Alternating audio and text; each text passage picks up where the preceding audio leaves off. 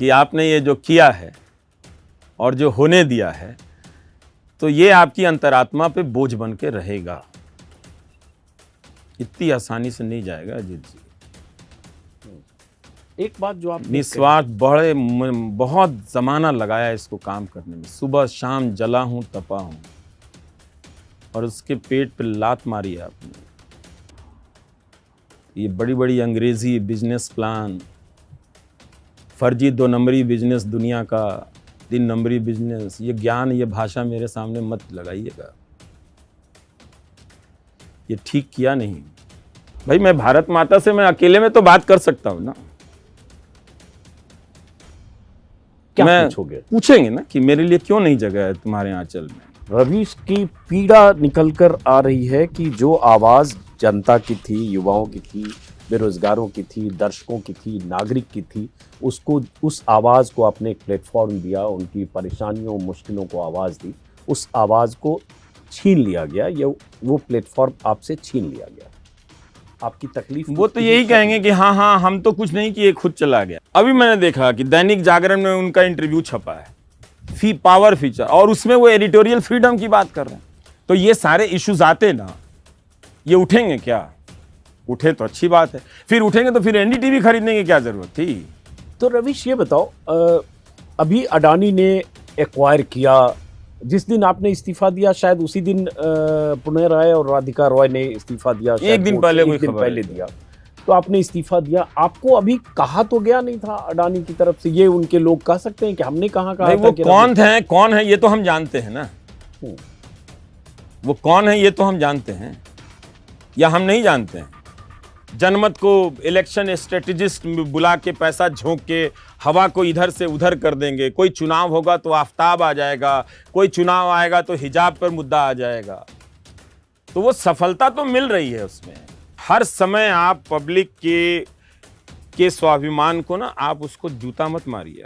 अब आपको जेल में डालना है डाल दीजिए, आप मुझे जिंदा नहीं देखना चाहते, आपकी मर्जी है। हमने अपनी बात कह दी है। अगर आप मुझे नुकसान पहुंचाकर इस लोकतंत्र पर और भारत माता पर अगर आप कोई गिल्ट डालना चाहते हो, अपराध बोध डालना चाहते हो, तो आपकी मर्जी। वॉशिंगटन पोस्ट पर जो खबर आई है अदानी के बारे में, उसको कितने बड़े बड़े एंकर ट्वीट कर रहे हैं, कर सकते हैं वो, कि जो लोग मुझे मार देने की कामना करते हैं, जो लोग मुझे गाली देने की बात करते हैं, मैं उनकी नौकरियों के लिए आवाज उठा रहा था और मेरा गला छिल रहा था। अब हम पूर्व पत्रकार हैं। नहीं, पूर्व पत्रकार नहीं हो आप, डिजिटल पत्रकार हो। इंटरव्यू करना चाहते हो आप? अब क्या करेंगे उनसे? अब तो उन्होंने छुटकारा ही पा लिया मुझसे। भाई देखिए, अगर मैं रहता 2024 तक, तो जो 8 साल में प्राइम टाइम के जरिए मैंने उनके सरकार की तमाम तरह की गलतियों को डॉक्यूमेंट किया था ना, ये साल आने वाला उनको फिर से दोहराने का साल था। तो अब आपको रवीश मलाल है कि मतलब इस 1.5 साल में 24 के पहले जो हम मजबूती से अपनी बात करते हैं, हम जो चला गया तो अब क्या ही करें हम। एनडीटीवी में रवीश अगर देखें, आपको आजादी बहुत मिली, एकदम जिसको कहते हैं ना असीम आजादी। वो तो सबको मिली, वो सिर्फ मुझे नहीं मिली। हाँ, सिर्फ मेरे लिए तो एनडीटीवी नहीं बना। ट्रोल कुछ कम हुए क्या? कुछ तो कम हुए हैं, हाँ कुछ कम हुए हैं। किस बात का डर लगता है? एक जगह तो हम घिर ही गए थे, पता नहीं वहां से वापस लौट पाते कि नहीं लौट पाते, लेकिन निकल आए खैर किसी तरीके से।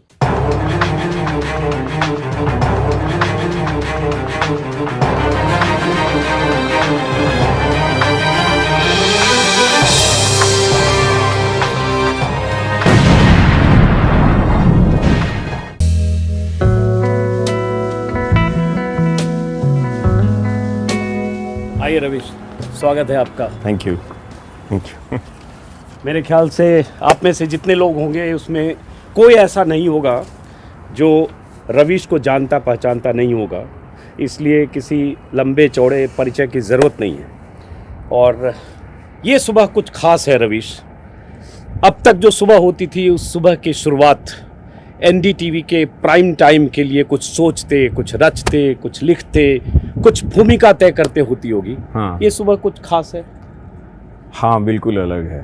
हाँ, मैं इन दिनों अपने दर्शकों को बहुत मिस कर रहा हूँ। सुबह उठता हूँ तो लगता है कि वो कहाँ चले गए हैं नहीं, पता नहीं वो मेरे बिना क्या कर रहे होंगे। और उनके बिना मैं क्या कर रहा हूँ, क्योंकि अक्सर मैं सुबह जब उठता था तो मेरी एक ही दिनचर्या थी कि कभी पूरी नींद तो आई नहीं, तो उठा और लैपटॉप उठाया और लिखना शुरू कर देता था। उस पूरे प्रोसेस में लगता था कि कोई एक दर्शक इस लाइन पे बैठा हुआ है, कोई एक दर्शक इस लाइन पे बैठा हुआ है, और शाम तक जाते जाते लगता था कि सारे एक ही कमरे में आ गए हैं जो सुबह से मेरे साथ थे और उनसे बातचीत हो रही है। पर अब वो सिलसिला टूट गया, वो माध्यम तो है नहीं है, और जो रोज़ रात को करने का एक जो अभ्यास होता था वो भी अब ख़त्म हो चुका है। तो एकदम से समझिए कि आपने कूदा तो था जहाज से और पैराशूट से आप बंधे थे, लेकिन बीच सफ़र में किसी बड़े गोदी सेठ ने वो पैराशूट काट दिया। तो अब मैं आसमान में ही हूँ, ज़मीन पर अभी नहीं गिरा हूँ, गिर भी सकता हूँ, कुछ पता नहीं है, इतनी बड़ी बड़ी ताकतें हैं, और हवा में तैर रहा हूँ। तो एक तरह से ऐसा लगता है, कभी उदास हो जाते हैं, कभी आंसू भी छलक जाते हैं कि अभी मेरे पास कोई काम नहीं है, और कभी मैं गहरी नींद में सो भी जाता हूँ। तो बहुत अलग तरह का एहसास है, अनुभव है। ऐसी आदत नहीं थी मेरी कि बिना काम के दिन कैसे गुजारे, ये सीख रहा हूँ अभी इन दिनों। और इसीलिए मैंने रवीश को आज बुलाया और इनसे आग्रह किया, जहां मैं रहता हूं कुछ ही दूर रवीश रहते हैं, तो आज आग्रह किया कि एक सुबह रवीश के साथ कुछ देर बातचीत की जाए, उस रवीश के साथ जिस रवीश ने 27 साल तक एनडीटीवी में काम किया और 2 दशक से ज्यादा वक्त तक रवीश की रिपोर्ट से लेकर प्राइम टाइम तक देश के दर्शकों से मुखातिब रहे। दर्शकों का बेशुमार प्यार भी मिला और बहुत ज्यादा गालियां भी मिली। हालांकि मैं कहूंगा जितनी गालियां मिली, मैं अगर देखूं तो उससे ज्यादा तालियां मिली, लेकिन जरूर है। तो अभी रवीश ने अपना एक YouTube चैनल शुरू किया है, क्योंकि एनडीटीवी से वो रिश्ता जो 27 साल पुराना था, वो रिश्ता डेड एंड पर आया, प्राइम टाइम डेड एंड पर आया। तो ये जो डेड एंड पर प्राइम टाइम आया, यहाँ से एक आज़ादी की शुरुआत भी होती है। नौकरी का एक खांचा, एक बंधन भी होता है। उस आज़ादी को कैसे देखते हो रवीश? उस आज़ादी को अजीत जी, हम पहले से कोरोना के बाद से ऐसा लग रहा था कि मैं इस अभ्यास की तैयारी में हूँ, कर रहा हूँ, और एहसास हो गया था कि चीज़ें कुछ बदल रही हैं। और पहले मुझे लगता था कि हमारे जैसे लोग, हमारे आपके जैसे लोग इक्का दुक्का बोलते रहेंगे, इतना महान देश है, अभी भी है, वो बर्दाश्त कर लेगा, उसके लोकतंत्र में इतनी ताकतें हैं, उसके उद्योगपतियों में इतनी ताकतें हैं, उनकी ज़मीर में अभी भी इतनी एक कुर्सी मेरे लिए बची होगी। लेकिन मुझे ये बात समझ में आ गई थी कि कहीं से कुछ है जो नहीं चाहने वाली शक्तियाँ बहुत सक्रिय हो गई हैं।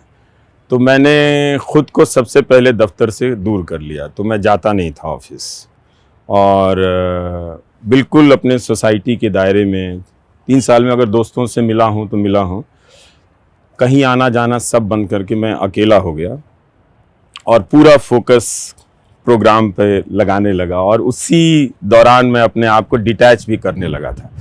तो एक अभ्यास तो कर ही लिया था, लेकिन तब भी जब वो दिन आता है तो वो दिन आता है, और ये छुपाने वाली बात नहीं है। ये मैं कहूँ कि नहीं, मुझे कोई फ़र्क नहीं पड़ा, नहीं, मुझे झटका लगा था। जब पहली बार खबर आई तो मैं रिकॉर्डिंग ही कर रहा था, तब तक बहुत फ़ोन बज रहा था। अचानक फ़ोन देखा तो लिखा कि वो अदानी का कोई प्रेस कॉन्फ्रेंस आया है, तो मैं कुर्सी पे बैठ गया कि ये क्या चीज़ है। जानता था कि ये सारी चीज़ें, नाम नहीं मालूम था किसी का, लेकिन पता था कि ये चीज़ें बिसात बिछाई जा रही हैं। लेकिन तो बैठ गया मैं, तो हमारे कैमरा पर्सन ने, उनको लगा कि कोविड के बाद से मैं बहुत कोलैप्स होने लगा था, काफ़ी बीमार पड़ता था रिकॉर्डिंग करने के बाद, सांसें फूल जाती थी, तो उनको लगा कि कोई नॉर्मल है। तो फिर उसने कहा कि कैमरा पर्सन ने कि आप नहीं है तो हम शूट कैंसिल कर देते हैं। मैं बोल देता हूँ कि नहीं शूट तो करेंगे। मैंने हुआ क्या है, मैंने आपकी तबीयत ठीक है? मैंने तबीयत ठीक है, चलो करते हैं रिकॉर्ड। तो रिकॉर्ड किया तो झटका लगता है, ऐसी बात नहीं है कि नहीं झटका लगता है। लेकिन रवीश, हाँ सॉरी, पहले आप कंप्लीट करो। कि और बात चुभती है कि आपके बटुए में जितना भी पैसा हो, तो धरती खरीद लोगे क्या? और धरती खरीद लोगे तो क्या उस धरती पे नहीं रहोगे? तो आपने एक गोदी सेठ के नाम सख्त संदेश भी दिया अपने दूसरे वीडियो में एनडीटीवी से रवानगी के बाद। तो सेठ की अभी कायदे से एनडीटीवी में एंट्री कहें या शिकंजा अभी कसा नहीं है, लेकिन उससे पहले रवीश ने एनडीटीवी से विदाई ले ली। ये सब तो प्रक्रियाएं हैं अजीत जी, आप खुद ही समझते हैं कि छुरी एक बार में नहीं चलाई जाती। बड़े लोग बहुत नफासत से सेब को छिल छिल कर खाते हैं, तो अभी वो सेब को छिल कर खा रहे हैं, हिमाचल के सेब को। तो सेब का कारोबार भी करते हैं। तो ये प्रक्रिया मैं जानता हूं कि 3-4 महीने से ये सब चीज़ मैं देख रहा था कि हो क्या रहा है, होने क्या वाला है, और वो खुद क्या है हम तो जानते हैं ना, तो सारे चीज़ें पढ़ते हैं उनके बारे में, देखते हैं। तो ऐसा तो नहीं है कि वो एक कोई सामान्य बिजनेसमैन है। वो ज़्यादातर उनका बिजनेस अगर आप देखें तो वो सरकार से संबंधित है, उसके शह पे संबंधित है ना। तो और यही छप रहा है, यही पढ़ रहे हैं हम लोग सारा कुछ। और उसमें अगर आप एयरपोर्ट में जाएं, वहाँ जाएं, पोर्ट में जाएं, सब चीज़ आप ही, इंफ्रास्ट्रक्चर में आप ही आप हैं लगता है। और दूसरे को तो क्लिप भी लगाने नहीं आता है, नट बोल्ट भी लगाना नहीं आता, सारा बिजनेस आप ही को आता है। आता होगा, मतलब वो मैं नहीं कह रहा हूँ, लेकिन तो उनको क्या सरकार से आप अलग देख सकते थे, वो जो भी एम्पायर है। तो ये लोग लेकिन कहते हैं कि भाई ठीक है, एक गोदी सेठ जिनको आप कह रहे हैं सेब के, वो एक प्रक्रिया है, उन्हीं को नहीं कह रहा हूँ मैं, कई लोगों को भी नहीं, कह रहा मैं हूँ। दूसरी चीज हाँ। कह रहा हूँ जो बहुत सारे लोग आपके उस इस्तीफे के बाद लिख बोल रहे होंगे, जिसमें बहुत सारे लोग आपके आलोचक होंगे। जैसा हाँ। मैंने कहा, आपको जितने चाहने वाले हैं उतने वो आलोचना करने वाले हैं। तो उसमें बहुत सारे लोग ये कहते हैं कि भाई एक सेठ तो पहले भी था जिसका 26% था, अंतर है दोनों अब में। अडानी सेठ आ गया। दोनों में अंतर है, बहुत चीज़ें बदल रही हैं। ये जो एक्विजिशन है, और उनके होने के बाद एक्विजिशन तो नहीं था ना, जो टेक ओवर है, वो जो पूरी प्रक्रिया है, कौन कर रहा है, वो लोग अगर मुझसे उन्हें चिढ़ है तो वो कोई बात नहीं, लेकिन अगर वो हर टेक ओवर को सिंपल टेक ओवर समझते हैं तो मैं क्या कर सकता हूँ। फिर या तो मेरी बिजनेस की कम समझ है या फिर उनकी ज़्यादा समझ है, यही बात हो सकती है। हर takeover normal takeover नहीं होता है। पूंजीवाद में हर पूंजी प्रतिस्पर्धा की पूंजी नहीं होती है, कंपटीशन की पूंजी नहीं होती है, वेल अर्न पूंजी नहीं होती है। कुछ पूंजियां उस पूंजीवाद के बहुत विशुद्ध परिभाषा से बाहर की भी चीज़ें होती हैं। हम सब जानते हैं, समझते हैं कि इन्हें हम कभी हटा नहीं सकते, लेकिन चलते रहते हैं। लेकिन कई बार लगता है कि बात अगर गर्दन से ऊपर आए तो फैसला लेना पड़ता है। लेकिन एक बात आपने कही कि हर takeover normal takeover नहीं होता है। तो आप किसी बड़े खतरे की तरफ इशारा कर रहे हैं पत्रकारिता और एनडीटीवी के संदर्भ में, क्योंकि ये बार बार लोग कहते हैं कि इतने चैनल्स में एक एनडीटीवी तो था, वही तो एक बचा था, अब वो भी गोदी सेठ की गोद में चला गया। और वो गोदी मीडिया जो आपने नाम आप ही ने दिया, गोदी मीडिया, ऐसा नहीं है कि जो गोदी मीडिया के ओनर हैं एग्जिस्टिंग वो गोदी सेठ नहीं है, वो भी हैं, है ना, वो सब हैं वहां पर। इसलिए एक आदमी के लिए नहीं कहा, अगर एक आदमी का के लिए कहना होता तो मैं नाम लेकर ही बोल देता फिर इसमें। लेकिन गोदी सेठ एक अवधारणा है, जैसे गोदी मीडिया एक अवधारणा है। और इन काली मर्सिडीज महंगी खूबसूरत गाड़ियों पर घूमने वाले लोगों को मैं चाहता हूं कि भारत की जनता लोकतंत्र के हत्यारे के रूप में पहचाने। मैं दुनिया में रहूं ना रहूं ये इम्पोर्टेंट नहीं है, लेकिन मैं अपनी ज़िंदगी में अपनी क्षमता, अपनी बुद्धि, अपनी हताशा, अपनी निराशा, अपनी उम्मीदें, अपनी महत्वाकांक्षा या बहुत हौसला या बहुत अति उत्साह में ये बात मैं दर्ज कराकर इस दुनिया से जानना चाहता हूं कि बहुत सारे सफल लोग महंगी महंगी गाड़ियों में जो चमचमाते हुए आते हैं, भारत के लोकतंत्र की गर्दन पर सेब की तरह मीठी मीठी छुरी चला रहे हैं। जनता का अगर देखना चाहे तो देख ले, ना देखना चाहे तो ना देखे। मेरा काम है समय पर बोल देना, सो मैंने बोल दिया। क्योंकि एक अच्छा बुरा सब है, बहुत तरह की आलोचनाएं एनडीटीवी की भी होती हैं, है ना, वो लोग करेंगे, एनडीटीवी के लोग उसका जवाब देंगे। लेकिन एक बेंचमार्क था, थोड़ी बात चुभ रही थी ना कि भाई इनके जैसा नहीं है, उनके जैसा नहीं है। अब वो बेंचमार्क हट गया है। अब वो कह रहे हैं कि अल जजीरा बनाएंगे, तो आप अल जजीरा बनाएंगे तो आप अल जजीरा को इंटरव्यू दे दीजिए। फिर आप दे देंगे अल जजीरा के एंकर को इंटरव्यू, तो फिर वो पूछ लेगा ना कि वाशिंगटन पोस्ट में जो खबर छपी है उसके बारे में आपका क्या कहना है। भारत की समस्याओं को तो आपने वैसे ही हिंदू मुस्लिम या इस तरह के और दूसरे फालतू विवादों से, फिल्म के गानों में हीरोइन ने क्या कपड़े पहने हैं, किस तरह के मेकअप किए हैं, उसको लेकर आप डिबेट से आप भारत की समस्याओं को आप गायब कर रहे हैं। उसका स्वरूप कैसा होना चाहिए उसकी गंभीरता से भी बहस नहीं कर रहे हैं। तो इस तरह की चीजें आप पहले ही कर रहे थे। अब उस भारत को भी गायब करके आप विदेश दिखाने के नाम पर आप घुमाते रहिए। जैसे हम लोग न्यूयॉर्क में टहल रहे हैं, दुकान का फोटो लगा दिया, इसका फोटो लगा दिया। वो आप पॉलिश तरीके से करना चाहते हैं कि हम अंतर्राष्ट्रीय टाइप से कुछ करेंगे। राष्ट्रीय होने का तो पैमाना नहीं इस देश की मीडिया के पास, और ये इनके पास चूंकि पैसा है तो ज्ञान दे रहे हैं कि हम अंतर्राष्ट्रीय टाइप कुछ कर देंगे। तो ऐसा नहीं है कि वहां भी, मैं इस बात से भी अवेयर हूं, जागरूक हूं इस बात को लेकर भी कि वहां की भी मीडिया में कोई बहुत स्वर्ण युग नहीं चल रहा है। न्यूयॉर्क टाइम्स, वॉशिंगटन पोस्ट, इन सब के भी अपने अपने अंतर्विरोध हैं। वहां पे बहुत सारे सवाल उठ रहे हैं कि किन बातों पर आप चुप हैं, किन बातों पर आप बोल रहे हैं। तो ऐसी बात नहीं है।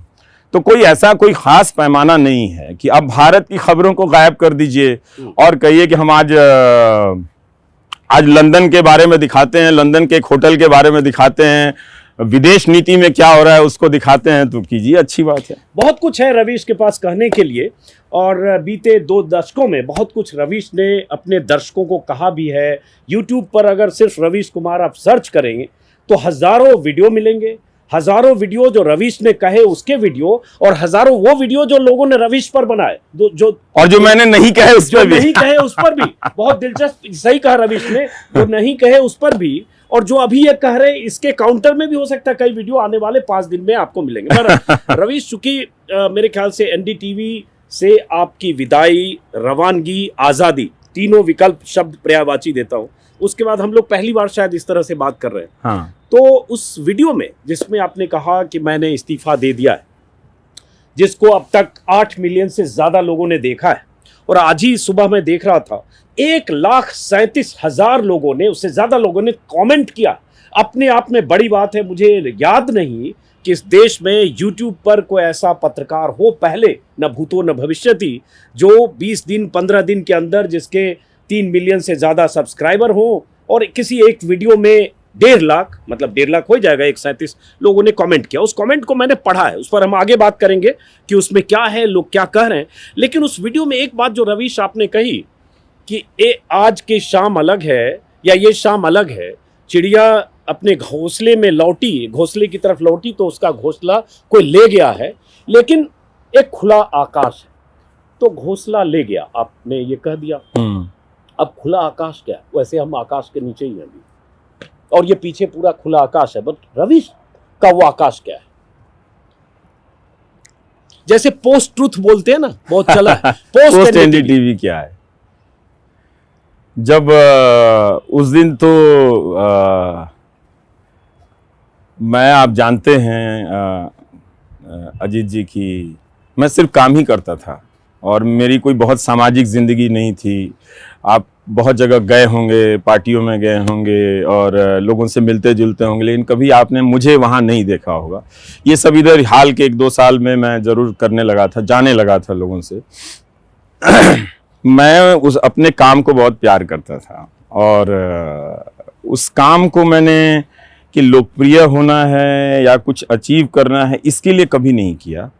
उस काम को कैसे और बेहतर करना है, कैसे लोगों के दिलों में उतार देनी है ये बात, उसके लिए किया। तो बहुत लगाव था मुझे उस काम से, और उस दफ्तर से भी मुझे बहुत लगाव था। ऐसा नहीं है कि किसी दफ्तर से आपकी सिर्फ अच्छी यादें जुड़ी रहती हैं, बहुत बुरी यादें भी मेरी हैं वहाँ, बहुत बुरी यादें हैं, बहुत अच्छी यादें भी हैं।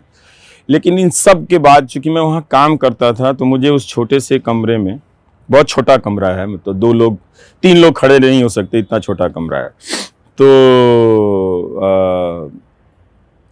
2 लोग बैठते थे हम लोग, और बहुत छोटा कमरा है उसमें, तो अब एक क्या ही बोले मतलब। तो लेकिन हम, एक खिड़की थी, पीपल का पेड़ था, देखता रहता था, टाइप करता रहता था, काम करता रहता था, बहुत लगाव था जी मेरा उस। और मैं कभी दफ्तर में बायोमेट्रिक्स पे साइन नहीं करता था। कहता था ये इंसल्ट होगा मेरे जैसे लोगों के लिए कि मैं रोज़ काम करूं, सुबह से लेकर शाम तक काम करूं और बायोमेट्रिक्स पे मैं उंगली भी लगाऊं, तो खैर मुझे किसी ये ने आजादी मिली हुई भी थी। किसी ने नहीं कहा कि आप क्यों नहीं लगा। आज नहीं, जब वो सिस्टम कई साल पहले लगा था तब भी किसी ने आके नहीं कहा, क्योंकि ऐसा माना जाता है कि 2014 के बाद लोग मुझे जानते हैं, पर ऐसी बात नहीं है। मुझे लगता है कि इससे कहीं ज्यादा 2014 से पहले लोगों का प्यार मिलता था।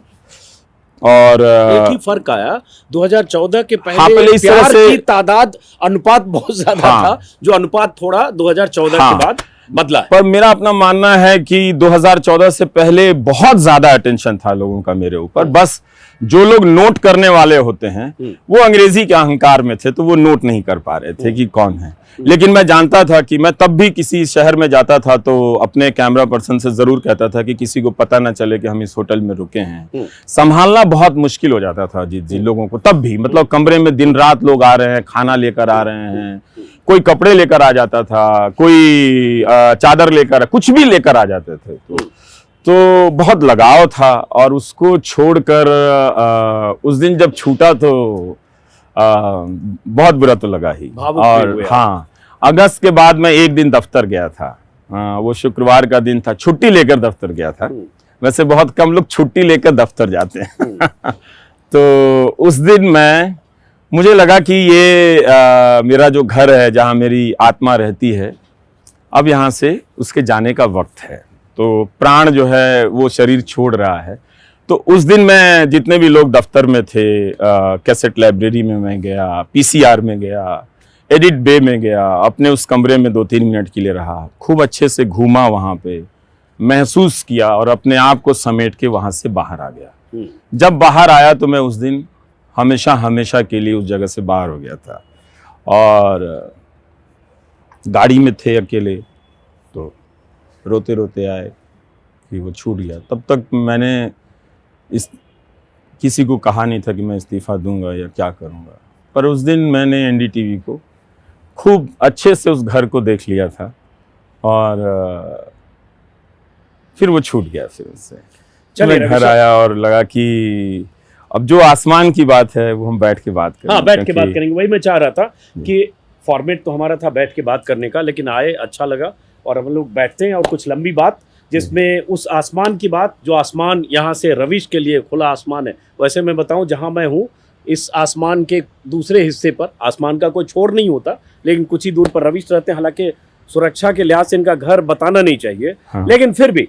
तो अब हम रविश से बात करते हैं बहुत सारे उन पहलुओं पर, जिन पहलुओं पर बात करने के लिए रविश चर्चित भी रहे, और इनके भीतर की वो बेचैनी है जो इनके शब्दों की शक्ल में आती है, और जो निरंतर दर्शक से संवाद करते रहे। मैं एक बात मानूंगा रविश, कई बार हो सकता है हमारी आपकी वैचारिक असहमतियां रही हो, या कंटेंट में असहमतियां रही हो, मेरी तो नहीं रही, आपकी हो सकता है रही हो, क्योंकि हम लोग एक विधा में रहे, लेकिन फिर भी दर्शक के से जितना संवाद आपने किया है, मैं नहीं समझता कि देश के किसी एंकर ने पहले किया है और कोई आगे कर पाएगा, क्योंकि अब जो लोग हैं संवाद सिर्फ एक आदमी से करते हैं, वो सत्ता के शीर्ष पर बैठे हैं, डोर वहीं बंदी है। तो अब हम लोग बाकी बातें बैठकर करते हैं। जी जरूर जरूर भाई। अच्छा, मेरी किताब भी है यहाँ। हाँ, आपकी किताब भी है। आपकी किताब के बिना बात कैसे होगी?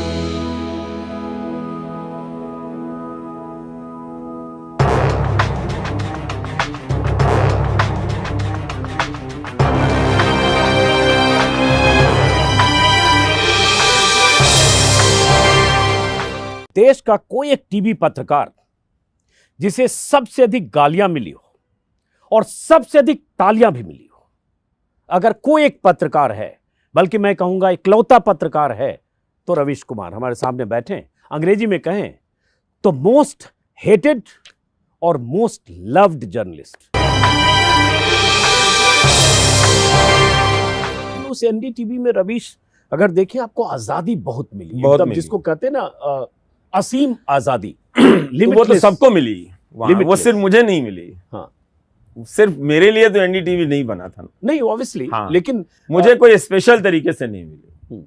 नहीं, मैं उस पे आ रहा हूं, पर मैं उसको अर्न जरूर किया, वहां पे ट्रस्ट जरूर अर्न किया। उन्होंने देखा कि ये सिर्फ काम करता है, ये काम के बदले में इस नेता के यहाँ घूमना, उस नेता के यहाँ जाकर अपना वो बताना कि ये मुझे फोन कर रहे हैं, वो मुझे फोन कर रहे हैं। हालांकि तब भी बड़े बड़े लोग फोन किया करते थे, मैं ये बात कोई विशेष बात मुझे नजर नहीं आती थी। ठीक है, उसको कोई स्टोरी अच्छी लगी हुई तो कोई मिनिस्टर फोन कर लिया तो कर लिया। तो मुझे लगता था कि मैं जनता के बीच से आया हूं तो मुझे उधर ही रहना चाहिए और वो संसद में वाले नहीं घूमना चाहिए। तो काम करते चला गया तो स्टेप बाय स्टेप वो चीज़ें लोग फिर पीछे हटते चले गए कि मुश्किल है इसको रोकना, मतलब ये ऐसे ही करता चला जाएगा। और किसी भी दफ्तर में कोई ऐसा आदमी मिल जाए कि वो जो चुपचाप करते चला जा रहा है तो मैं कहता था मैं एक श्रेष्ठ कर्मचारी हूँ जो चुपचाप अपना काम कर रहा है। बहुत कम रिसोर्स में रिपोर्टिंग करता था, बहुत कम रिसोर्स में, इसलिए दिल्ली ज़्यादा घूमा ताकि मैं रिपोर्टिंग सीख सकूं, मैं काम पहले कर सकूं और फिर उस पे पैसा ज़्यादा खर्च हो। बहुत सारे लोग समझते थे कि अच्छी स्टोरी का मतलब दिल्ली से बाहर जाना है, तो उसमें बहुत पैसा खर्च होता था। वो अच्छी स्टोरी भी होती थी उनकी, कई बार बहुत अच्छी स्टोरी होती थी। तो मुझे लगा कि पहले यहाँ से जगह बनाते हैं। तो जब तक जगह बनाए तब तक मंदी आ गई और मेरा प्रोग्राम ही वो बहुत तरह से बंद हो गया। फिर मैं प्राइम टाइम का एंकर बन गया। रवीश की रिपोर्ट से प्राइम टाइम का जो सफर है तो जैसे उसमें रवीश आपने तो मैं अपना काम किया तो एनडीटीवी ने वही आजादी दूसरों को भी दी है। हाँ, उन्होंने अपने ढंग से आजादी का इस्तेमाल किया। उनको बताना चाहिए कि उन्होंने कैसे इस्तेमाल किया। तो वो मैंने उस आजादी में ना कहने की भी आजादी अपने लिए ली कि मैं बहुत ना कहता था, बहुत ना, मतलब मैंने हाँ तो लगता है कि मैं याद करूं कि मैंने किस बात पे हाँ कही होगी तो मुझे तो याद नहीं आता। तो जैसे उसी में मैं समझना ये चाह रहा हूँ कि जैसे आपने 2 शो जो किए जिसको लेकर बहुत चर्चा होती है आज भी, जो एक माइम वाला 2 किरदार बैठे, हाँ, और वो किरदार को आप एक को सत्ता का नुमाइंदा और दूसरे को ट्रोल, कुछ ऐसा शायद प्रतीकात्मक आपने किया। और आपने अपने अंदाज में कहा अच्छा आपसे सवाल भी नहीं पूछे, अच्छा सवाल पूछने के बाद नाराज हो जाते हैं, अच्छा आप ऐसे जवाब देंगे, और जो भी वो रसियन भाषा में या पता नहीं किस भाषा में दोनों बात कर रहा है।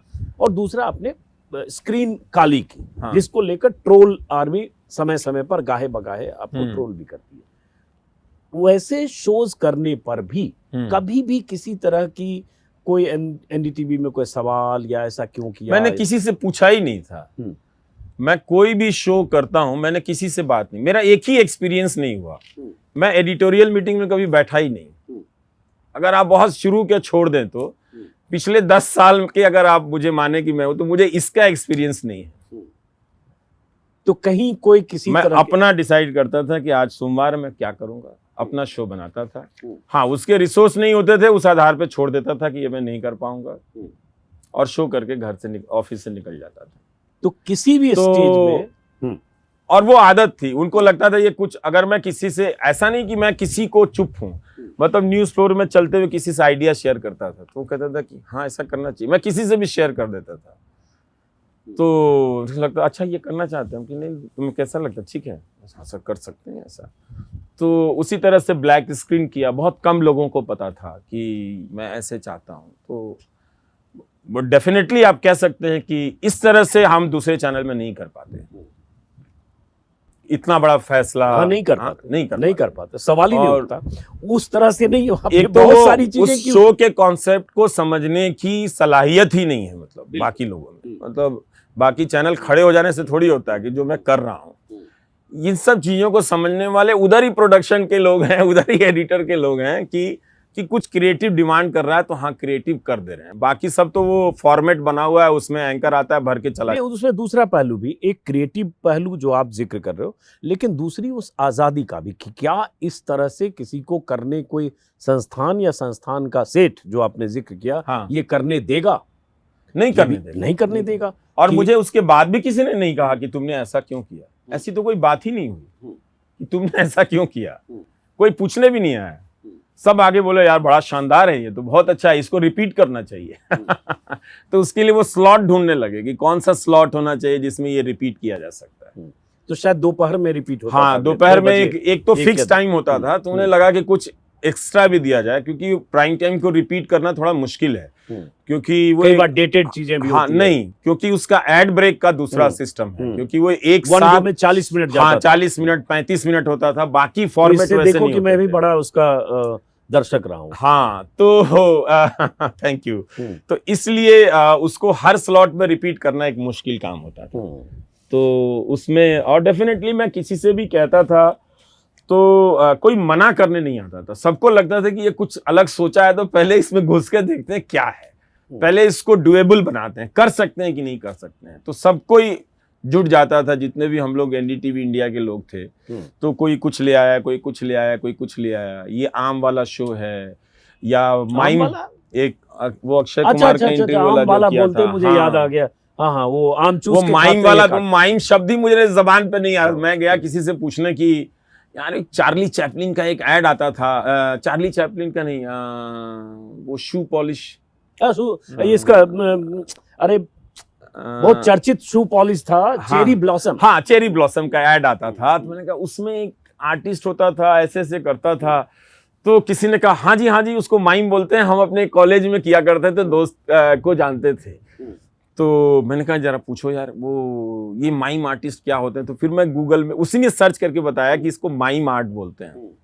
तो फिर उनको ढूंढा, फिर कलकत्ता में माइम फेस्टिवल होता है, ये मुझे नहीं पता था उस वक्त। शायद उसके आसपास किसी बड़े आर्टिस्ट से उन्होंने मना कर दिया या मेरी बात समझी नहीं, क्योंकि वो सब 4 दिन की बात करते हैं। तो मुझे तो नैनीताल छुट्टी लेके नैनीताल जाएंगे, फिर किताब लिखेंगे, तो ये कॉन्सेप्ट समझ में नहीं आता था मुझे। तो अभी करना है, अभी आया है।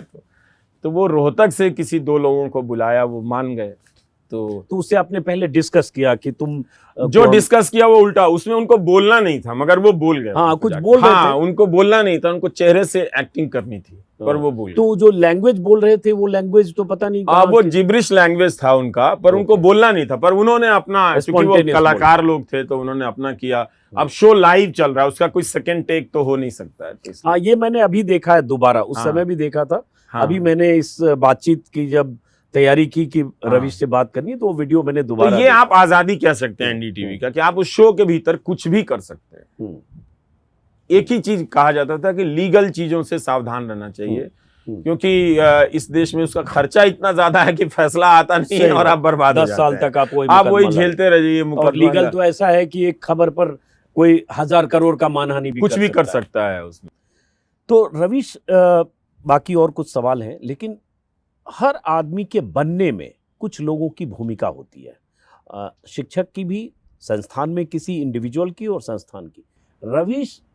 रवीश कुमार बनने में 5, 7, 8 लोगों की भूमिका अगर देखते हैं, वो कुछ नाम ले सकते हैं? हजारों लोगों की है, हजारों लोग। तो 10 नाम आप? बहुत मुश्किल है मेरे लिए। मुश्किल है? हाँ, 5 नाम बहुत मुश्किल है, इसलिए मैं नाम नहीं ले सकता। लेकिन मैं इतना कहता हूं कि हजारों लोगों की भूमिका है।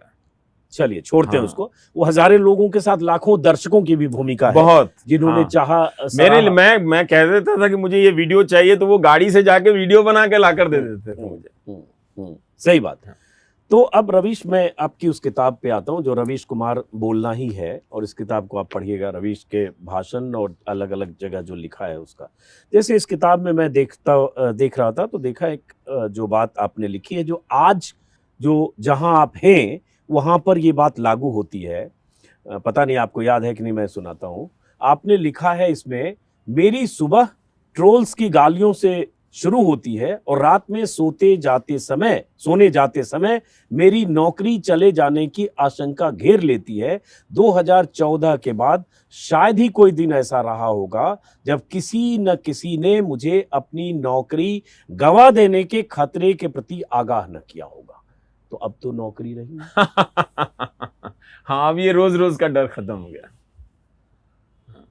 पर आगे की चिंताएं तो हैं अजीत जी। और ट्रोल रह गए, ट्रोल रह गए। ट्रोल कुछ कम हुए क्या? कुछ तो कम हुए हैं, हाँ कुछ कम हुए हैं। और जब मैं नौकरी सीरीज कर रहा था, तो उसमें जो लड़के आए थे, उन्होंने कहा था कि वो आजीवन बीजेपी के सपोर्टर हैं, पर उन्हें नौकरी नहीं मिल रही है। उन्होंने मुझसे ये कहा था कि वो आपको गाली देते हैं, हम लोग आपको गाली देते हैं, हम लोग आपसे नफरत करते हैं। बाहर मुझसे जब लड़कों के साथ मेरी बात हुई, तो मैं हंस रहा था। मैंने कहा कि तो फिर मेरे पास क्यों आए हैं? तो उन्होंने कहा चूँकि पत्रकार आप ही हैं और आप ही हमारी नौकरी की आवाज़ उठाएंगे, तो इस विश्वास के साथ आए। मैंने कहा और गाली देते समय और मेरे बारे में, तो मैंने कहा हम तो आपकी हम तो आपकी ज़िंदगी ख़त्म करने की कामना करते हैं, मतलब इतने। और वो लड़के बहुत ईमानदारी से मेरे बारे में बात कर रहे थे। तो उन्होंने पूछा आप करेंगे? मैंने कहा नहीं, ये बात नहीं कि करेंगे या नहीं करेंगे, क्योंकि अब इतना ख़तरा है, कौन सी खबर गलत हो जाए। आप देखते ही हैं कि सरकार ही पीछे पड़ जाती है। जो गलत बात फैला रहे हैं गोदी मीडिया, उसके बारे में कभी ये सरकार को कुछ नहीं बोलेगी, लेकिन अगर हम और आप गलती कर दें तो फेक न्यूज़ का वो पूरा पोस्टर बना देंगे ये लोग। मैंने कहा जब मुझे कन्विंस हो जाऊंगा कि आपकी बातों में दम है तो मैं करूंगा, नहीं होगा। और उन्होंने कहा कि फिर हम कोई बाइट भी नहीं देंगे उसमें, क्योंकि हमारा चेहरा आ जाएगा तो हमें नौकरी नहीं मिलेगी। तो आप देखिए कि नौकरी सीरीज बहुत मुश्किल शो था, उसमें कोई विजुअल नहीं था, लोगों के अपने एक्सपीरियंस लिखवा के खुद से आवाज़ करना, गला छिल जाता था अजीत जी। 1 दिन 2 दिन बहुत सारे पुराने दर्शकों ने कहा कि हम देखना बंद कर देंगे, ये क्या है, आज भी यही कर रहे हैं आप, देश में इतना कुछ हुआ है आज भी यही कर रहे हैं। 4 हफ्ता हो गया, 5 हफ्ता हो गया, करते करते मैं उसका इम्पैक्ट देखने लगा कि उन लड़कों के पास अपॉइंटमेंट लेटर जाने लगे, वो लोग मिठाइयाँ लेकर आने लगे और ये कहते हुए कि हम बीजेपी के ही सपोर्टर रहेंगे, पर ये मिठाई आपके लिए। मुझे हाथ जोड़ना पड़ता था कि प्लीज़ डायबिटीज़ हो जाएगा, आप मिठाई लेकर ना आए। बाकी दोस्तों से भी कह दें कि वो मिठाई लेकर ना आए, न तो रिसेप्शन पे मिठाइयों के ढेर लग गए थे। मतलब हर दिन कोई 10 आदमी 1-1 किलो की मिठाई लेकर चला आ रहा है कि मुझे अपॉइंटमेंट लेटर मिल गया है, मेरी माँ से बात कर लीजिए, मेरे पापा से बात कर लीजिए, मेरी बहन से बात कर लीजिए, वो लोग कितने खुश हैं। और मैं बिल्कुल निस्वार्थ उनकी सेवा करता रहा और बहुत ही सुंदर अनुभव हुआ कि जो लोग मुझे मार देने की कामना करते हैं, जो लोग मुझे गाली देने की बात करते हैं, मैं उनकी नौकरियों के लिए आवाज़ उठा रहा था और मेरा गला छिल रहा था।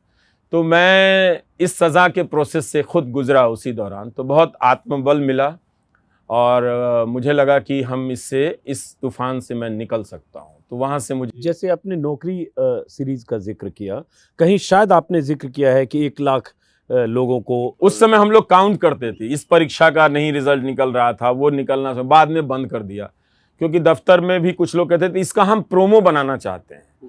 तो मैं इसमें भी बहुत रेजिस्ट करता था कि मत बनाओ प्रोमो, ये क्या है एक्सक्लूसिव, एनडीटीवी, इम्पैक्ट, ये सब वो सब, इसलिए बहुत पता नहीं चलता है मेरा काम। इसीलिए समुद्र की तरह समाज में ठहरा हुआ है।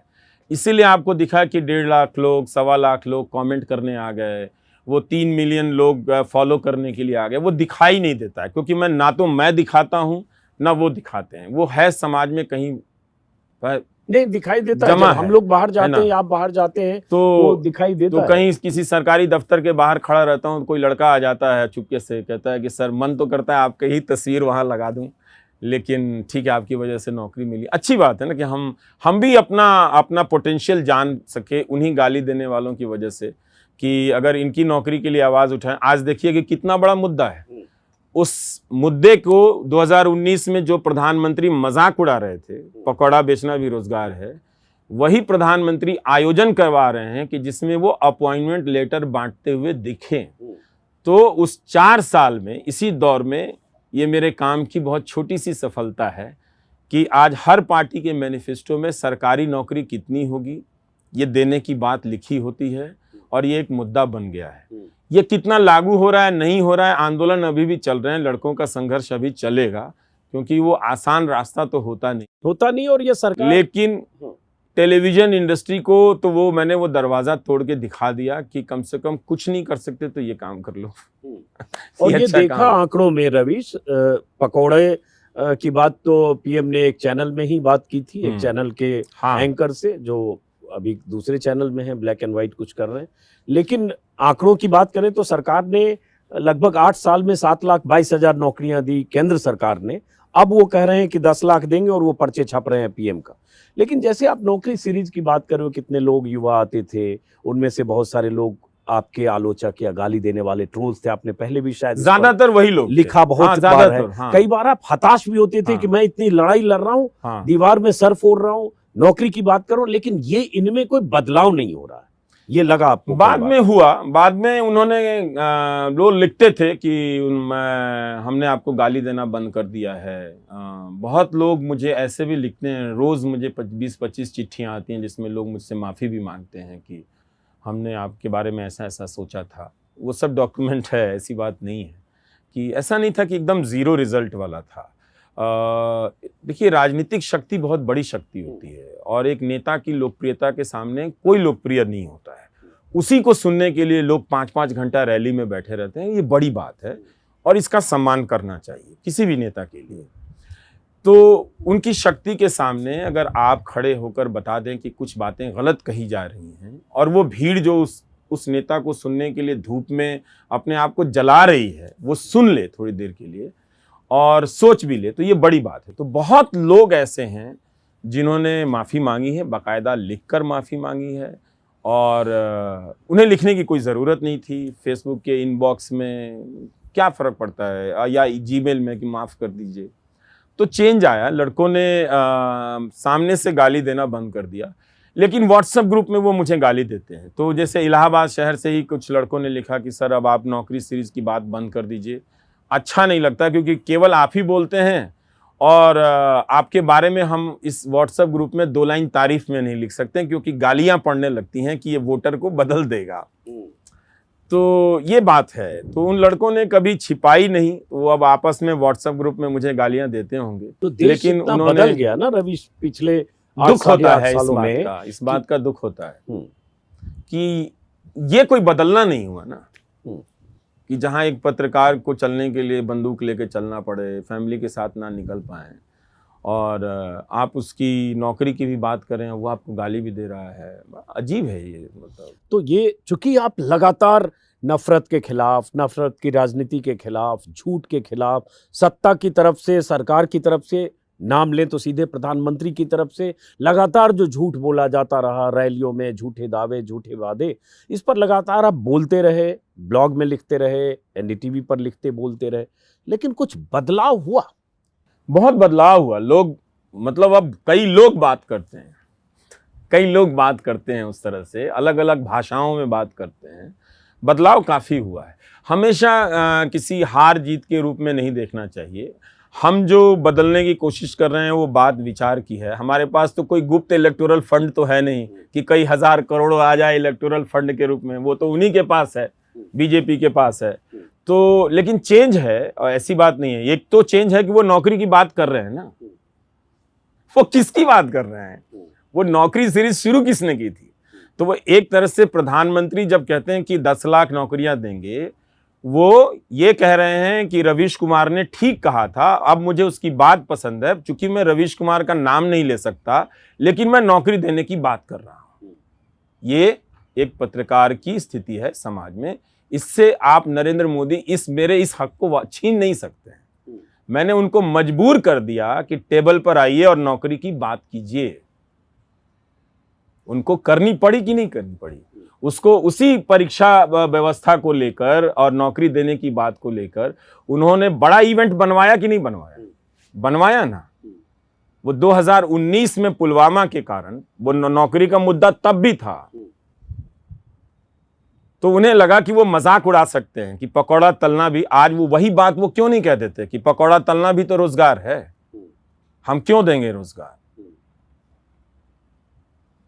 तो वो भले मुझे इंटरव्यू ना दे सके, लेकिन वो उनसे जो अपॉइंटमेंट लेटर ले रहा है ना युवा, उसको पता है कि ये मुद्दा बना। कैसे देंगे वो लोग? नहीं, इंटरव्यू करना चाहते हो आप? अब क्या करेंगे उनसे? अब तो उन्होंने छुटकारा ही पा लिया मुझसे। भाई देखिए, अगर मैं रहता 2024 तक, तो जो 8 साल में प्राइम टाइम के जरिए मैंने उनके सरकार की तमाम तरह की गलतियों को डॉक्यूमेंट किया था ना, ये साल आने वाला उनको फिर से दोहराने का साल था, बताने का साल था।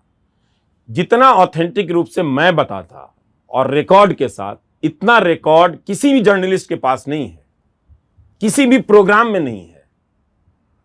फर्जीवाड़ा नहीं है कि 4 लोग आकर बोल गए, बक्से में चाय चाय करके चले गए। एक एक डॉक्यूमेंट उस समय की खबर के हिसाब से, संसद में क्या कहा गया है, प्राइम टाइम उसका डॉक्यूमेंट है। तो उससे तो उनको छुटकारा मिल गया।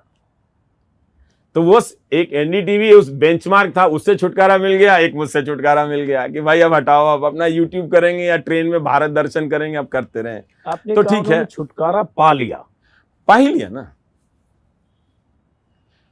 एक पार्टी ने मेरा बहिष्कार किया, मैं इसको बार बार रोज रोज नहीं दोहराता, पर बीजेपी ने तो मेरा बहिष्कार किया। उनके सरकार के मंत्रियों ने मेरा बहिष्कार किया, मेरे कार्यक्रम में नहीं आते थे। वही मंत्री, एक मंत्री तो आए तो मैंने कहा मैं क्यों मिलूंगा, मैं किसी नेता से नहीं मिलता। मैं गुस्सा गया किसी पे कि मुझे मिलाया मत करो किसी नेता से। तो उन्होंने कहा नहीं, हम लोग तो इन्हीं को बुलाना पड़ता है, तो आप हमारे लिए चल लीजिए, हमारी नौकरी की बात है। तो मैं चला गया, तो वो मंत्री जी बड़े पावरफुल मंत्री हैं, खड़े हो गए, झुक गए, बोले कि हम आपके कार्यक्रम की योग्यता के अनुसार तैयारी करके आएंगे, आप अगर हमें बुलाएंगे तो चूंकि आपने कहा रवीश, और वही मंत्री इस तरह के ट्वीट करने लगे, बातें करने लगे। मैं तो हैरान था। मतलब 2014 से पहले तो मैं आपको सबसे योग्य आदमी नजर आता था, पूरे टीवी इंडस्ट्री में उनको सबसे योग्य अलग नजर आता था। मैसेज करते होंगे कि मुझे बहुत लोग मैसेज करते थे। मैं घबरा गया कि मैं कौन से प्रोग्राम में आ गया हूं कि हर सुबह इतने बड़े बड़े ऑपोजिशन लीडर के मैसेजेस आ रहे हैं, फोन आ रहे हैं। वो सब बीजेपी के लोग होते थे। बाद में उन्होंने ही मेरा बहिष्कार किया। तो एक अदना सा आदमी जिसका आप बहिष्कार भी कर रहे हैं, तो उसको क्या इंटरव्यू देंगे? इंटरव्यू दिया था ना किरण बेदी ने, तो क्या हुआ था आपको पता है ना? उनको क्या मुलेठी वाला उनका झूठ पकड़ा गया था और उनको कैंपेन से वापस किया गया था। ये मेरे इंटरव्यू का असर था। तो ये ऐसे इंटरव्यू का दोहराव ना हो जाए, ये खतरा कौन लेगा? उससे अच्छा है कि आम वाले को देंगे। हाँ, तो आम वाले को देंगे इंटरव्यू। और दूसरा जिनको फकीरी, तो अब वो जो फकीरी देखने वाले को देंगे। तो फिर वो अपने यहाँ कोई किरण बेदी मोमेंट नहीं होने देना चाहते थे। तूने सोचा इससे छुटकारा पाओ तो पहले बहिष्कार करो, फिर लगा कि ये तो जनता की बात करने लगा, नौकरी की बात करने लगा। अब हम नौकरी की बात करने लगे हैं। ये पता नहीं अगले 1 साल में और क्या बात करेगा जिसको लेकर हमें बात करनी पड़ जाए। तो छुटकारा पाओ। तो 1.5 साल अभी बहुत अहम है, बहुत अहम था, बहुत अहम था 1.5 साल। और मैं जानता था शुरू के 5 साल में तो रवीश आप सपने दिखाने में निकल गए, अच्छे दिन।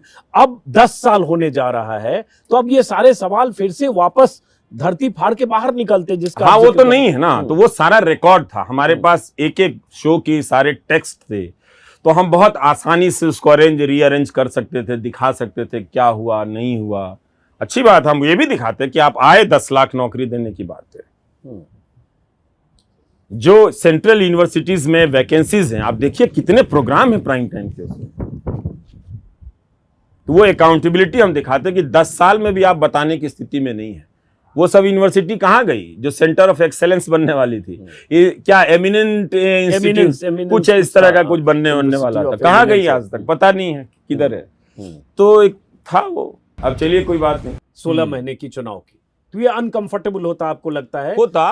हम लोग हार और जीत तो नहीं प्रभावित कर सकते ना, लेकिन एक सवाल मौजूद रहता जनता के बीच में कि, और जब मैं प्राइम टाइम करता था तो रोज सुबह सुबह उसका 1 मिलियन व्यूज हो जाता था। पूरे महीने का आप एवरेज देखें तो सिर्फ एनडीटीवी इंडिया पे ही करीब करीब वो 2 करोड़ एवरेज व्यूज होता था उसका। तो वो चला जाता था, तो लोग देख रहे थे और उसको सुन रहे थे। तो इतना अच्छा डॉक्यूमेंटेशन इस टाइम का तो बहुत कम जगहों पर हुआ है मीडिया में। तो उससे उनको तो एक तरह से मुक्ति मिल गई है, और अब वो मैदान पहले भी उनके लिए साफ़ी है, तो उसमें अब क्या ही किया जा सकता है। लेकिन बात यह है कि आप बोलते हैं मदर ऑफ डेमोक्रेसी, और अगर ये डेमोक्रेसी की माँ है तो माँ ने ही अपने बच्चे को गोद से उठा के फेंक दिया है ना। यही हुआ ना। तो आपको ये लगता है, जैसे बहुत संजीदा होकर आप ये बात कर रहे हो, आपको लगता है कि बहुत तयशुदा ढंग से ये हुआ? आप अगर किसी को नहीं लगता है तो मुझे हैरानी है।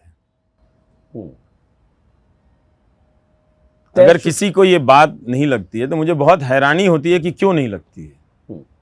मुझे बहुत मैं कई तरह के एनालिसिस देख रहा था, तो मुकुल केशवन ने टेलीग्राफ में लिखा है, एक बात लिखी है, और वो बहुत आखिर में उन्होंने एक बात लिखी है चलते चलते कि ये सब कुछ जो हुआ है वो किससे मुक्ति पाने के लिए किया गया है। वो दुनिया भर का बिजनेस और ये सब प्लान बनाते रहेंगे, वो हर कोई बनाता रहता है, उसमें कोई बात नहीं। हर झूठ बोलने वाले चैनल का ना के स्लोगन में ट्रूथ होता ही होता है, तो वो तो हम हमारा कुछ कर नहीं सकते हैं। पर लोगों के इश्यूज के प्लेटफॉर्म का एक बड़ा नुकसान हुआ, एक वॉइस का नुकसान तो हुआ ही है। उससे उनको मुक्ति मिल गई है, क्योंकि जो भी मुद्दा उठता है वो अंत में टेबल तक तो पहुंच ही जाता है अंत में। जैसे नौकरी सीरीज तो पहुंचा ना आखिर में, और आपको अब आप उसके बारे में बात कर रहे हैं, ठीक है कि वो लड़के मुझे गाली देते हैं, लेकिन वो लड़के, उनको ये भी पता है कि यही करता है लास्ट में। तो अब आपको रवीश मलाल है कि मतलब इस 1.5 साल में 24 के पहले जो हम मजबूती से अपनी बात करते नहीं, अब जो चला गया तो अब क्या ही करें हम उसका, तो मैं पीछे मुड़ के तो नहीं देख सकता। ये तो इतना बड़ा जो मदर ऑफ डेमोक्रेसी है वो जाने, उसका ज़मीर जाने, है ना, कि उसकी अंतरात्मा जाने कि आपने ये जो किया है और जो होने दिया है, तो ये आपकी अंतरात्मा पे बोझ बन के रहेगा, इतनी आसानी से नहीं जाएगा अजीत जी। एक बात जो आप निस्वार्थ बहुत ज़माना लगाया इसको काम करने में, सुबह शाम जला हूँ तपा हूँ, और उसके पेट पे लात मारी है आपने। ये बड़ी बड़ी अंग्रेजी बिजनेस प्लान, फर्जी 2 नंबरी बिजनेस, दुनिया का 3 नंबरी बिजनेस, ये ज्ञान, ये भाषा मेरे सामने मत लगाइएगा, ये ठीक किया नहीं। जितने कम संसाधन में जितनी साधना के साथ जो काम किया हो ना, सिर्फ उसका मूल्यांकन उसमें झांक कर देखेंगे। अभी तो लोग देखने वाले सिर्फ मेरी लोकप्रियता और दर्शकों के जमात के बारे में देखते हैं, उसके संसार के बारे में देखते हैं, लेकिन जब उस काम और उसके मेहनत के बारे में देखेंगे तो हड्डियां कांप जाएंगी कि कोई ऐसा कर नहीं सकता है। वो काम किया हूँ, दिन रात बैठ के, आंखें धुंधली हो जाती थी टाइप करते करते, इतने आंकड़े, इतने आंकड़े देखता था, इतने व्हाट्सएप पर मैसेज, उसमें से फैक्ट निकालना, फैक्ट चेक करना, ये सब करना पड़ा होगा। जो कोविड के समय का डॉक्यूमेंटेशन है, आप एक एक शो निकाल कर देखिए, सिर्फ पढ़ देना ही मतलब मुश्किल काम था उसको। मैंने कोई आसान एंकरिंग नहीं की कि 3 दिल्ली में फालतू लोग जो IISc में बैठे हुए हैं उनको शो में बुलाया, कोई हैबिटेट से आया, कोई किसी यूनिवर्सिटी से आया, कुछ गप किया, बॉक्स लग गया और शो हो गया। मैंने वो काम नहीं किया। मैंने बहुत आर्टिकल पढ़े, मेरा घर किताबों से भर गया। तो ये जो काम किया है, तो ये तो मैं मदर ऑफ डेमोक्रेसी से पूछूंगा ना, मैं चिल्ला के नहीं पूछूंगा, मैं एकांत में तो पूछूंगा ना कि, लेकिन तो मैं पूछूंगा भाई, मैं भारत माता से मैं अकेले में तो बात कर सकता हूं ना। क्या मैं पूछोगे? पूछेंगे ना कि मेरे लिए क्यों नहीं जगह है तुम्हारे आंचल में, क्या कोई सेठ तुम्हारी जमीन खरीद सकता है, क्या कोई सेठ तुमसे बड़ा हो सकता है, पूछूंगा। वो माँ है, मैं उससे कुछ पूछ सकता हूँ। बहुत संवेदनशील बात कर रहे हो रवीश।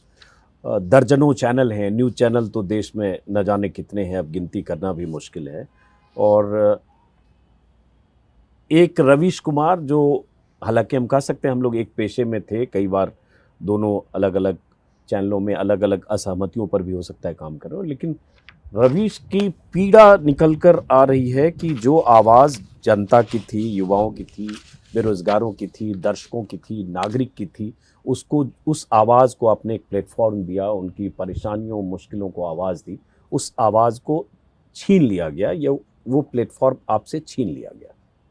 आपकी तकलीफ, वो तो यही कहेंगे कि हाँ हाँ हम तो कुछ नहीं किए, खुद चला गया है ना, वो तो यही कहेंगे। लेकिन जो परिस्थितियां हैं आप देखिए ना किस तरह से बना रहे हैं। खुद उन्होंने, अभी मैंने देखा कि दैनिक जागरण में उनका इंटरव्यू छपा है, पावर फीचर, और उसमें वो एडिटोरियल फ्रीडम की बात कर रहे हैं। उनका मतलब अदानी साहब का एक इंटरव्यू छपा है दैनिक जागरण में, आप वो तस्वीर दिखाइए, उसमें मैं भेज दूंगा। वो फीचर इंटरव्यू छपता है दुनिया के सबसे अमीर आदमी का, इंटरव्यू लेने वाले का नाम नहीं है उसमें, और वो पहले पन्ने पर है, और उसमें वो एडिटोरियल फ्रीडम की बात कर रहे हैं।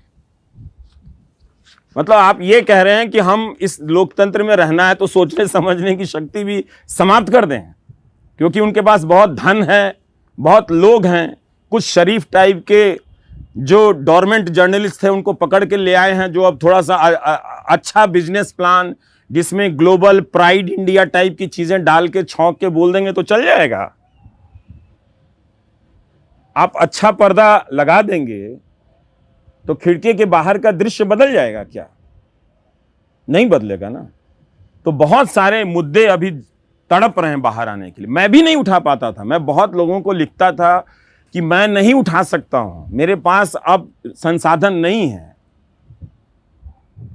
मैं हर राज्य के इश्यूज को नहीं उठा सकता हूं। कई जगह पे ब्यूरो बंद हो चुके थे, उसकी भी गालियां मैं सुनता था कि आप वहां का नहीं उठा रहे हैं, आप वहां का नहीं उठा रहे हैं। वो गालियां किसी और को नहीं पड़ रही थी, किसी और एंकर को। जो फर्जी इंटरव्यू फर्जी का मतलब उस इंटरव्यू का कोई मतलब नहीं होता है, तो इंटरव्यू तो जेन्युइन नहीं होता है, पर हम कह रहे हैं कि उसका क्या मतलब है। एक आदमी का दिन भर आप इंटरव्यू किए जा रहे हैं, कितने एक्सक्लूसिव इंटरव्यू चले होंगे, उनका कोई स्टैंडिंग है कहीं में, किसी मेमोरी में है कोई। लेकिन बड़े बड़े एंकर दिन भर वो एक्सक्लूसिव इंटरव्यू में अपना जीवन गुजार के और एंकर बने हुए चल रहे हैं। आप पीएम के इंटरव्यू की बात मैं किसी भी नॉर्मल एंकर की बात कर रहा हूँ, रोज की भी बात कर रहा हूँ। तो वो सारे इश्यूज जिनको मैं नहीं उठा, मैं रोता था कि भाई मुझे छोड़ दो, कम से कम मुझे मत मैसेज करो, 1000 मैसेज कर दियो, मैं नहीं उठाऊंगा तुम्हारा। मेरे पास लोग नहीं है, मेरे पास आदमी नहीं है जाके वेरीफाई करे, इतने खतरे बढ़ गए हैं। तुम 333 लिख दियो, अगर वहां 300 होगा तो वो सरकार FIR कर देगी, मैं क्या करूं। तो ये सारे इश्यूज आते ना, ये उठेंगे क्या? उठे तो अच्छी बात है, फिर उठेंगे तो फिर NDTV खरीदने की क्या जरूरत थी? इतने सारे जो चैनल हैं वहां उठ जाए, लोगों को भला हो जाएगा।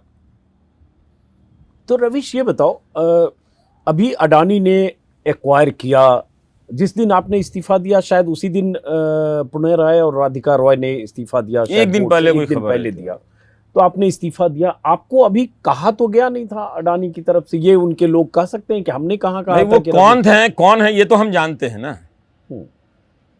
वो कौन है ये तो हम जानते हैं, या हम नहीं जानते हैं?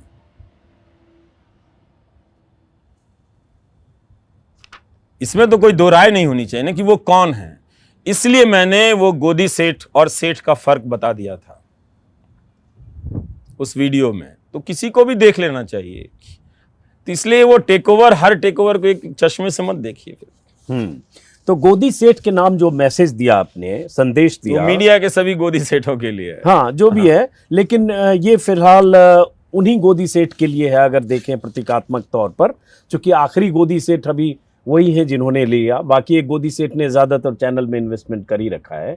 तो जो आपने कहा, जिसमें एक बात आपने, रवीश ने कहा कि इस देश की महान जनता को कोई गोदी सेठ चवन्नी ना समझे, इसके स्वाभिमान से ना खेले, वरना वो अपनी जेब से केवल एक एक चवन्नी निकाल कर रख दे तो दौलत का ऐसा पहाड़ बन जाएगा कि सेठ की सारी दौलत चवन्नी बन जाएगी। आप जानते हैं 4 आने की ताकत क्या है? गांधी ने जब गांधी जुड़ते हैं तो उसकी सदस्यता 4 आने की थी। तो उस 4 आने ने इतनी ताकत दी लोगों को और आजादी के संदेश को घर घर में पहुंचा दिया, और हर आदमी आजादी की लड़ाई का स्टेक होल्डर बन गया, सिर्फ कुछ लोगों को छोड़कर, जो अलग संगठन बनाकर अलग कदम ताल कर रहे थे। तो ये उस 4 आने की ताकत है, उस चरन्नी की, जो अब दिखता नहीं, जो अब है नहीं, जो अब तो आउट ऑफ मतलब चलन से बाहर है। अब तो 2000 चल रहा है, वो भी पता नहीं कब आउट हो जाए। तो ये जो चल रहा है ना कि हर चीज ताकत से खरीद लेंगे, पैसे से खरीद लेंगे, जनमत को इलेक्शन स्ट्रेटेजिस्ट बुला के पैसा झोंक के हवा को इधर से उधर कर देंगे। कोई चुनाव होगा तो आफ्ताब आ जाएगा, कोई चुनाव आएगा तो हिजाब पर मुद्दा आ जाएगा। तो वो सफलता तो मिल रही है उसमें, लेकिन हर समय आप पब्लिक के स्वाभिमान को ना, आप उसको जूता मत मारिए। ये गजब जनता है, इसको पता है कि ठोकर क्या है और हत्या क्या है। इसको वो बहुत तरह के जख्म बर्दाश्त कर लेती है, पर कुछ चीज है उसमें जहां आने के बाद वो ना कह देती है, ये बर्दाश्त नहीं करेंगे। ठीक है, हमारे जैसे पत्रकार आएंगे जाएंगे, आते जाते रहते हैं, कोई बड़ी बात नहीं। उसी वीडियो में रवीश आपने कहा, आपने जनता का जिक्र किया, उस पर भी 1-2 सवाल आगे करूंगा। उसी वीडियो में आपने कहा कि गोदी सेठ बिजनेस करे, लेकिन इस लोकतंत्र का बिजनेस न करे, सूचनाओं का बिजनेस न करे, देश की शान से खिलवाड़ न करे। तो एक तरह से सीधे सीधे आप चुनौती दे रहे हैं सेठ को, और उस सेठ को उन सेठों की याद दिला रहे हैं जो GD बिरला जैसे थे, जिन्होंने आज़ादी की लड़ाई में भूमिका निभाई, या गांधी से जिनके रिश्ते थे, और 1947 से पहले और बाद के दिनों में चाहे JRD टाटा हो। तो दोनों सेठ में काफी फर्क है। ये सेठ तो हर जगह कब्जा करना चाहता है। हर जगह रहेंगे। मैं कोई बिजनेस विरोधी नहीं हूं, मैं तो खुद ही लोगों से कहता हूं कि ये एक बहुत क्रिएटिव रचनात्मक काम है, और अगर आप इसको रचनात्मक तरीके से करें तो आप कुछ भी दुनिया में रच सकते हैं, है ना। तो और इसीलिए बहुत सारे लोगों ने उसमें ये भी फर्क किया हुआ है कि बहुत सारे लोग अब जैसे जौनपुर से कोई इमरती लेकर आया, बेनी प्रसाद की इमरती 1855 से चल रही है, तो वो रचनात्मक कार्य है ना, तभी तो 1855 से लेकर अभी तक वो इमरती कायम है, उसका वजूद कायम है, उसका ब्रांड कायम है। तो ऐसे बिजनेसमैन लोग भी हैं। लेकिन अगर आप मीडिया के स्केप को देखिए तो वो बार बार बताने की तो ज़रूरत है, और ये बात लोग क्यों नहीं कहता है, मुझे इसकी बहुत हैरानी होती है। मुझे लगता है कि मैं कह देता हूँ, इसमें क्या फ़र्क पड़ता है। अब आपको जेल में डालना है डाल दीजिए, आप मुझे जिंदा नहीं देखना चाहते, आपकी मर्जी है, हमने अपनी बात कह दी है। अगर आप मुझे नुकसान पहुंचाकर इस लोकतंत्र पर और भारत माता पर अगर आप कोई गिल्ट डालना चाहते हो, अपराध बोध डालना चाहते हो, तो आपकी मर्जी। हमने अपने हिसाब से अपनी सेवा कर दी, अपनी बात रख दी। मेरे मन में जो ख्याल आया कि ये लोग धंधा करने लगे हैं, ये लोग पहले से भी होता रहा है, मैं इसको लेके कोई ये नहीं हूँ, लेकिन अब जो हो रहा है ना, वो पहले से चली आ रही चीजों से हर बार मिला के मत देखिए। आप देखिए कि कितनी रिपोर्टिंग बंद हो गई है, अखबार तक में, भीतर मिनिस्ट्री के भीतर तक की बहुत सारी सूचनाएं बंद हो गई हैं। सब ट्विटर की रिपोर्टिंग कर रहे हैं, बहुत कम एक्सक्लूसिव खबरें हैं। जितने भी इन्फ्लुएंसर बने हैं ट्विटर पर, जो न्यूज़ एंकर हैं वहाँ पर, आप देखिए कि जब आर्टिकल 14 या स्क्रोल या वायर पे कोई इन्वेस्टिगेटिव स्टोरी आती है, कोई ट्वीट नहीं करता है। अब आप इसी से देख लीजिए कि वॉशिंगटन पोस्ट पर जो खबर आई है अदानी के बारे में, उसको कितने बड़े बड़े एंकर ट्वीट कर रहे हैं, कर सकते हैं वो। तो चुटकुला वाला वीडियो लगा दीजिए जिसका 1 लाख विजुअल आ जाए, फालतू का कुछ पीएम के काफिले के बीच में एम्बुलेंस का लगाइए, ये सब हल्का फुल्का कर लीजिए आप। लेकिन जहां सीरियस बात है तो ये डर क्यों है? क्या हमें ऐसा देश चाहिए कि हम डरपोक बन जाए? हम तो कभी भी नहीं थे, क्यों चाहिए? तो हमने एक सवाल के तौर पे छोड़ दिया। अगर ऐसा देश चाहिए तो ले लीजिए, फिर मैं क्या कर सकता हूं? नहीं, वो डर पर भी आगे सवाल, क्यों नहीं वॉशिंगटन पोस्ट की स्टोरी शेयर कर सकते? करके देखिए ना। स्टैन स्वामी की रिपोर्ट आई है, उसको क्यों नहीं आप शेयर करते हैं? बिल्कुल।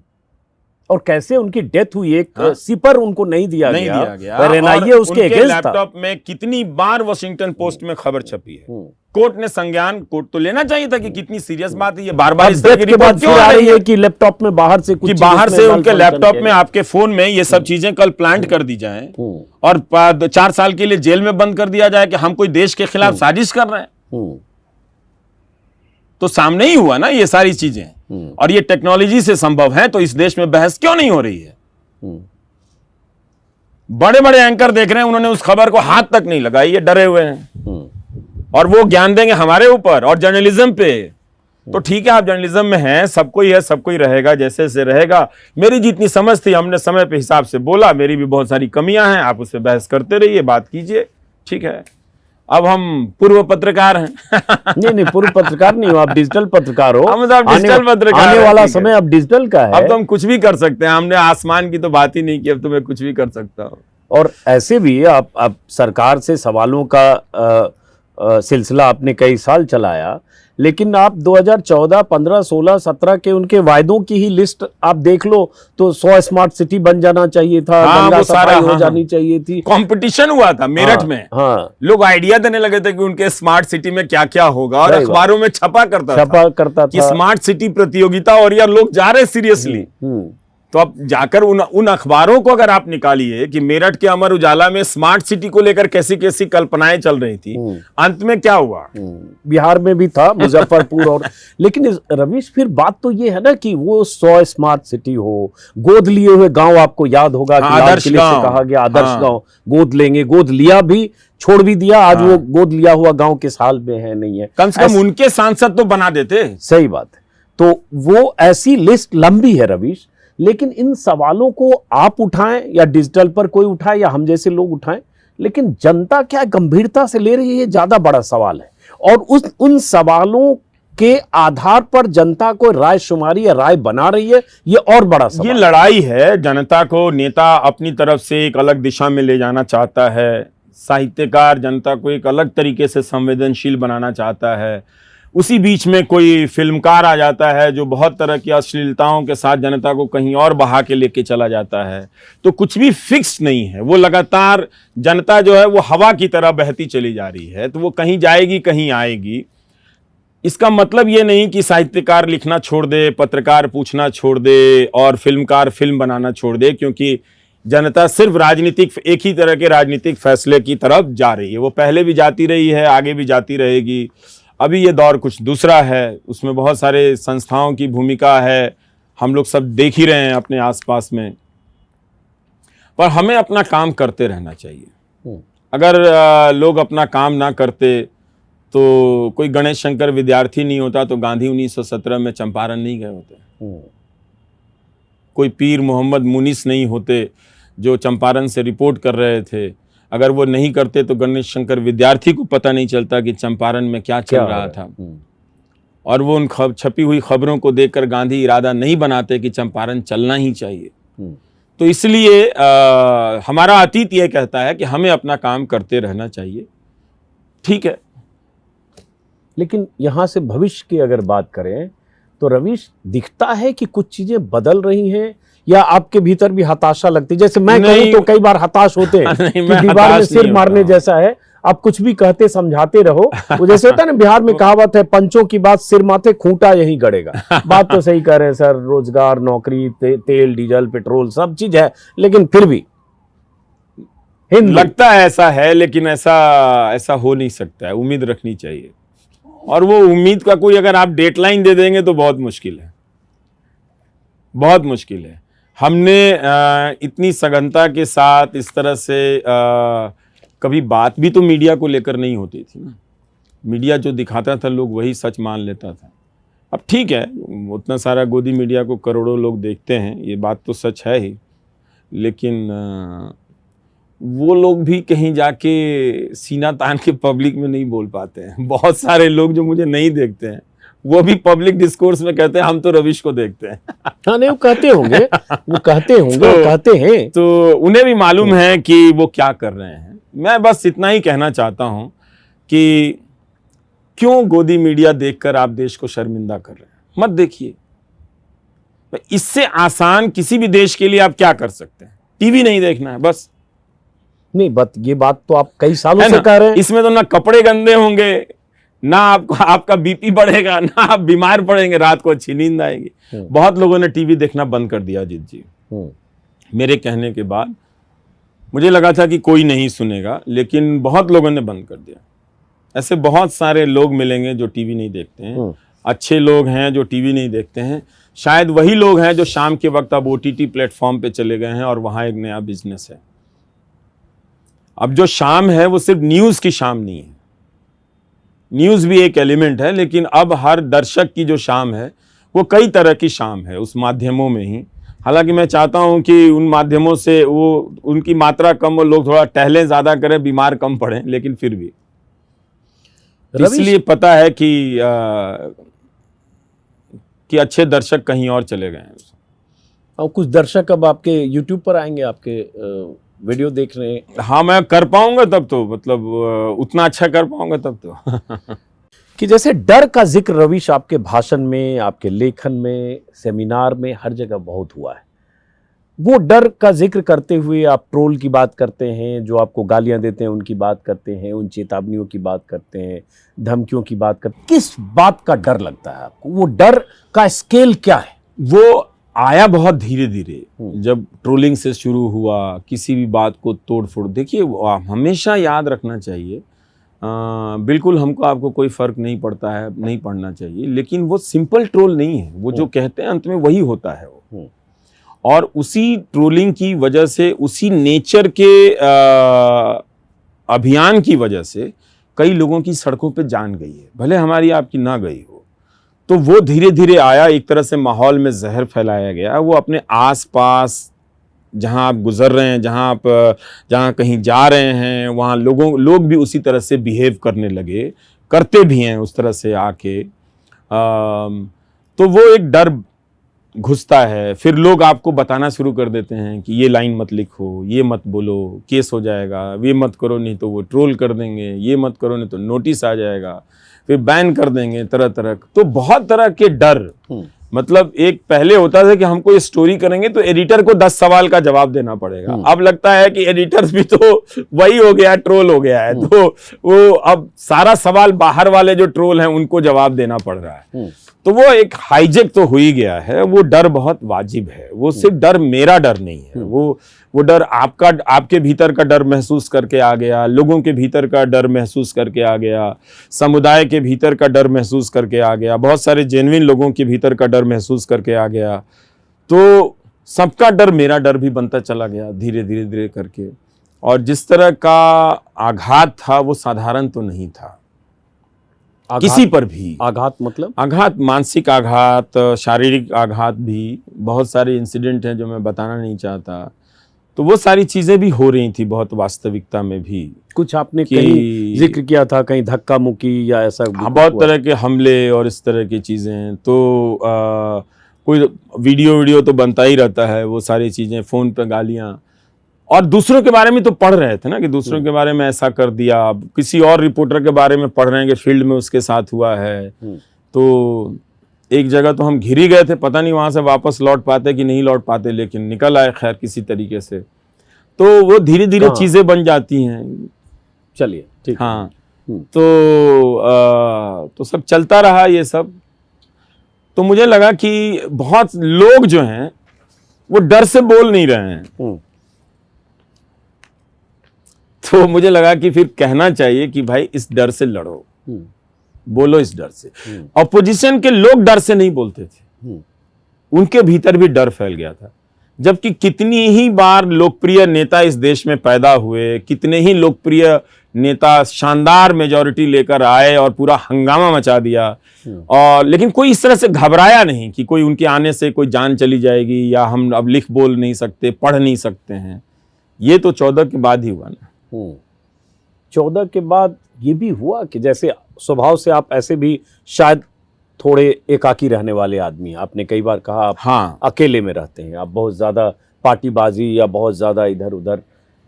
मैंने अभी व्हाट्सएप स्टेटस डाला है कि शादी ब्याह जन्मदिन सभा सेमिनार में ना बुलाएं। ना बुलाएं।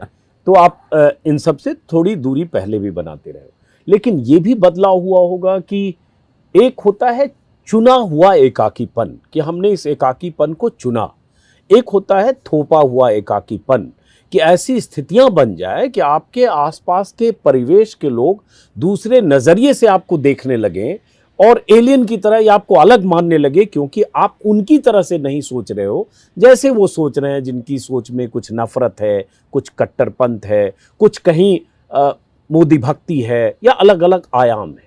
उसने भी आपको और एकाकीपन किया और कहीं हताश किया? दोनों ही बातें हैं, दोनों का ही रोल है। एक तो मैं स्वभाव से भी था और कुछ थोपा हुआ भी है कि हर जगह हर समय नहीं जा सकते हैं। जाने से पहले सोचना तो पड़ता ही है कि किस तरह के लोगों से मुलाकात होगी, क्या वो हरकत करेगा। तो और ये बातें स्वाभाविक रूप से भी आती हैं कि कहाँ जाना है, नहीं जाना है। तो बहुत तरह के चेक्स एंड बैलेंसेस होते होते अंत में कि छोड़ो हटाओ, फिर किताब उठाओ पढ़ो। फिर मैं जैसे कहना ये चाह रहा था कि जैसे क्या हुआ, चूंकि आपने कहा ये सब 2014 के बाद हुआ, कि बहुत सारे लोग जो आपके व्हाट्सएप पर, परिवार के लोग, एक्सटेंडेड फैमिली के लोग, रिश्तेदार, जो आपको आप पर गर्व करते होंगे और आपके साथ लगातार। रिश्तेदारों से तो मेरा कभी उतना नज़दीकी संबंध रहा नहीं, क्योंकि मैं बहुत कम दिल्ली आ गया तो फिर ये सब टूट गया फिर बीच में वो।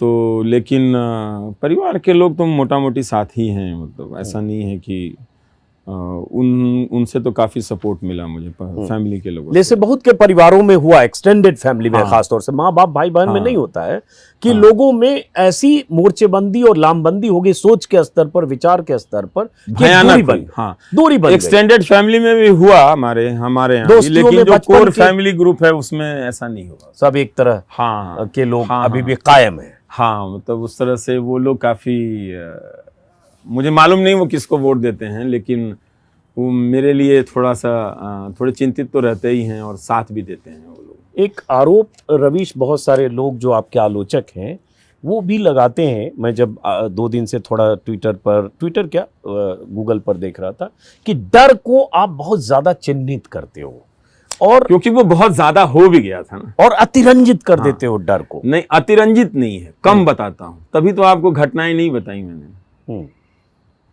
तभी तो जगह नहीं बताया आपको, जगह का नाम नहीं बताया, कम करके बताता हूं। लेकिन वो डर, जिस डर की बात करता हूं वो इंडिविजुअल कम है।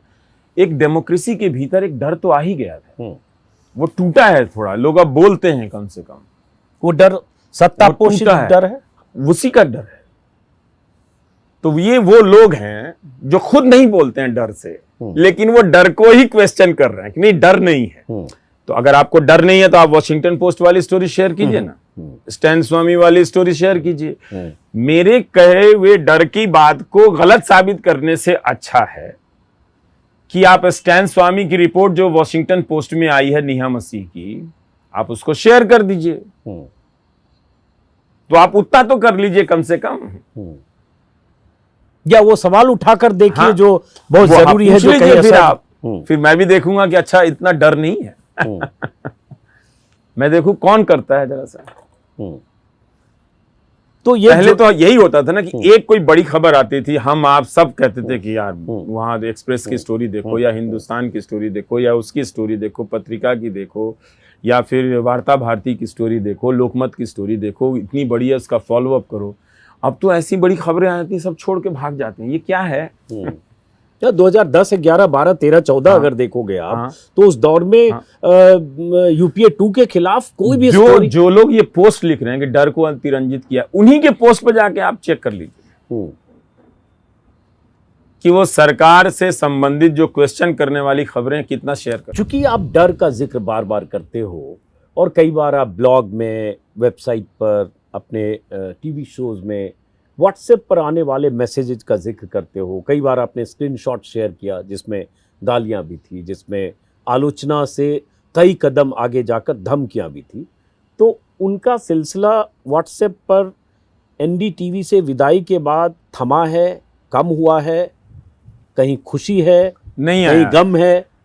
1-2 लोगों की गालियां आई थी, पर मुझे तो कई हजार मैसेज आए और मैं उस पर देख रहा था। कई लोगों ने लिखा कि मैं मोदी का समर्थक हूं और मुझे आज बहुत दुख हो रहा है। कई लोगों ने लिखा कि मैं बीजेपी का कार्यकर्ता हूं, पर मुझे आज आपके लिए बहुत दुख हुआ है कि ऐसा नहीं होना चाहिए था। ऐसे बहुत सारे मैसेज आए हैं अजीत जी, चाहने वालों के लिए भी आए हैं, जो मोदी के समर्थक हैं, जो बीजेपी के समर्थक हैं, उन लोगों ने भी लिखा है कि हम आपको मिस करेंगे और ये आपके साथ नहीं होना चाहिए था। तो वो कह नहीं पाएंगे, लेकिन ये बात सच है।